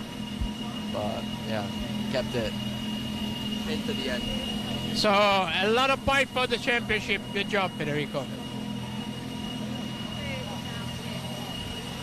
Okay, here we are with Andrei Petrovic. Another great result for him. The third podium of this week? Third podium. Third podium in third position. So, I mean, could you really imagine you could be so in front already from your first race with a single-seater in your life? You know, I always wanted it to happen, but maybe it was a bit unrealistic to expect it from the first race. Yesterday also the speed wasn't looking that good, so I was hoping for top 5 finishes throughout the day. But you know, 3 races and 3 podiums today, and we show that our speed is really good now. And I think I improved a lot in my driving also. So I hope I can maybe even fight for the championship. So next week we are back here. What are you hoping for? I'm hoping for at least 1 victory and other podiums. Okay, really good. Really, really good job. Okay, so thank you very much. Yeah, so 2 really happy guys, definitely, and they should be, because Federico Rifai, he got his second win of the day, and Andrei Petrovic, he had his third podium of the day. So really, really solid days for the both of them. We have to say that it has been a really challenging race, and luckily with no safety cars, and that sees Federico Rifai on the top step of the podium. Kirill Kutskov, OK karting world champion, in second place, fighting for the win for the entire race. Andrei Petrovic, also world champion in karting for the Rotax category. In P3, Suleiman Zanfari coming up through the field in P4 after a first lap spin. Then in P5, Saqer Almaosherji, amazing talent from Kuwait. and Omar Alderayan, also a great talent from Saudi Arabia. Position 7 for Abdullah Al-Kubaisi, the brother of the Al-Kubaisi sisters. And position 8 for Laura Villers, improving race by race. Abdulaziz Abuzanada in position 9, so good top 10 finish for Abdulaziz. And Amda Al-Kubaisi, after having a really strong start of the weekend, winning race 3, finishes in top 10 with the unlucky race. Then Juancho Probio in the Filipino driver in 11th, but able to finish the race. Faisal unfortunately suffered a puncture, so didn't finish the race, like Amna Kubezi also didn't finish, and Oscar Wurz that unfortunately had a really unlucky weekend.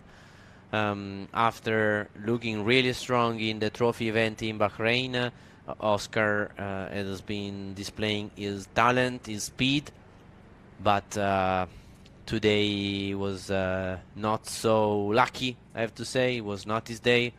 It was looking good to start the race with, because he had a really fresh tire, probably the best tires over the field, so he was really pushing hard, and let's see what it has happened during this race, that where unfortunately for him Oscar wasn't taking part of, and definitely as usual the beginning of the race, the start is a crucial part. I have to say that everybody behaved nicely. Here we have the top two pushing really hard the braking point, with Zamfari losing control on the escape road with less grip. Everybody made an amazing job, amazing effort to avoid him. Here we have a really unlucky and unhappy Oscar Wurz. Will have better luck next weekend. Wing change for Amna Kubaisi. Not the best day for her. And here we have seen when Kirill Kuskov, while charging the lead of Federico Rifai, he lost the rear of this car while trying to win the race. Then amazing fight for the third place. Here we have Faisal Al-Kabani, when unfortunately he had a problem, a potential puncture, and we see an amazing overtake from Suleiman Zamfari, overtaking both Omar and Saqer in one corner. And finally the winner of today, Federico Al-Rifai for UAE, second win of the day. So this is the Kuwait Motor City racetrack, fantastic racetrack, and is a place where it provides amazing races that we have seen. We have seen amazing starts, we have seen amazing battles, so we're really grateful, happy to be here in Kuwait in this fantastic circuit. Here you have the start of the race, where we had a really good jump from Federico Rifai, who maintains the lead. Behind him Zamfari, and then Kirill Kutkov in third position. Very clean start in turn 1, 1A, 1B, with the Kubaisi sisters trying to get through the field. But then this is one of the key moments of the race, when Zamfari on the outside really tries and carry a lot of speed. He tries to get the lead, but then loses the car on the runoff area. And then everybody did an amazing job to avoid him. And after that, the top two, they had a different pace than everybody, so they made a very big gap to the rest of the group. And the group for P3, there was a fierce battle that at the end the podium was for Petrovic Andrei. Here we see from the drone the perspective from the chicane that we call it turn 1 1A, 1B, and the exit leads into this very long straight where the cars, they go up to 6 gears, and it's very long straight. They arrive at the top speed, and then there is a heavy braking zone into a 3rd gear corner that goes up the hill. And here we see from far away Suleiman Zanfari losing the control of the car into the runoff area. He managed to keep the foot on the clutch, but also everybody did an amazing job in not colliding with his car while coming across the track. And here we see the field into the first lap with Federico leading Kirill Kutskov, and those two guys, they were in a league of their own for this race, with Federico able to keep his head down and just keeping probably a little bit of rubber left just for the last couple of laps, while Kirill tried his maximum effort in order to stay behind him, and he was definitely trying to get his first win of the season. He didn't quite made it, but he was very competitive all weekend, especially in this final race. I have to say that all these drivers, they have shown an amazing talent and an amazing spirit of interest in learning one day from the other, learning from their mistakes, learning from their opportunities. And we are here in the Middle East for this Formula 4 Saudi Arabia Championship certified by FIA, and we provide them the best package we think exists in Formula 4, which is the brand new cars, brand new Tatus Autotecnica Pirelli cars, all identical, with a setup that event by event we determine in base of our knowledge and testing and data, and we provide the drivers the car that we believe is the ideal compromise in between consistency, speed and drivability. Then we give them a little bit of adjustability to the drivers and engineer that they can play with, just in order to make sure that they have the right balance that they want, so they can suit their driving style.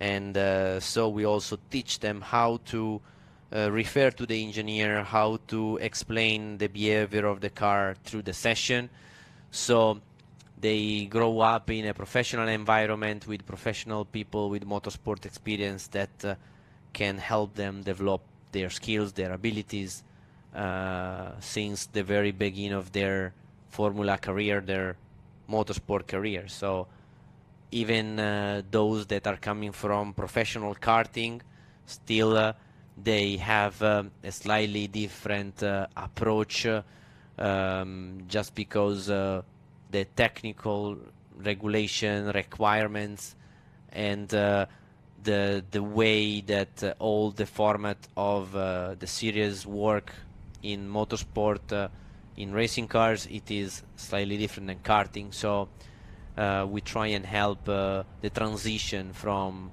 being a young potentially competitive driver to a potential future champion. So we don't know what is next for these guys, but we know that we hope the best for them, and we will do our best to try and teach them to be prepared for what's next. In terms of junior categories, Formula 4 is generally the first step after karting. So the cars, they have a very good mechanical grip, obviously slick tires, and then wings that provide downforce, but not too sophisticated, so that when you feel the downforce, you start to also understand the physical and the mechanical grip. So the combination of these cars alongside a differential that is always fully open. It gives the driver a lot of feeling and develops the ability to use the throttle application in the best way possible.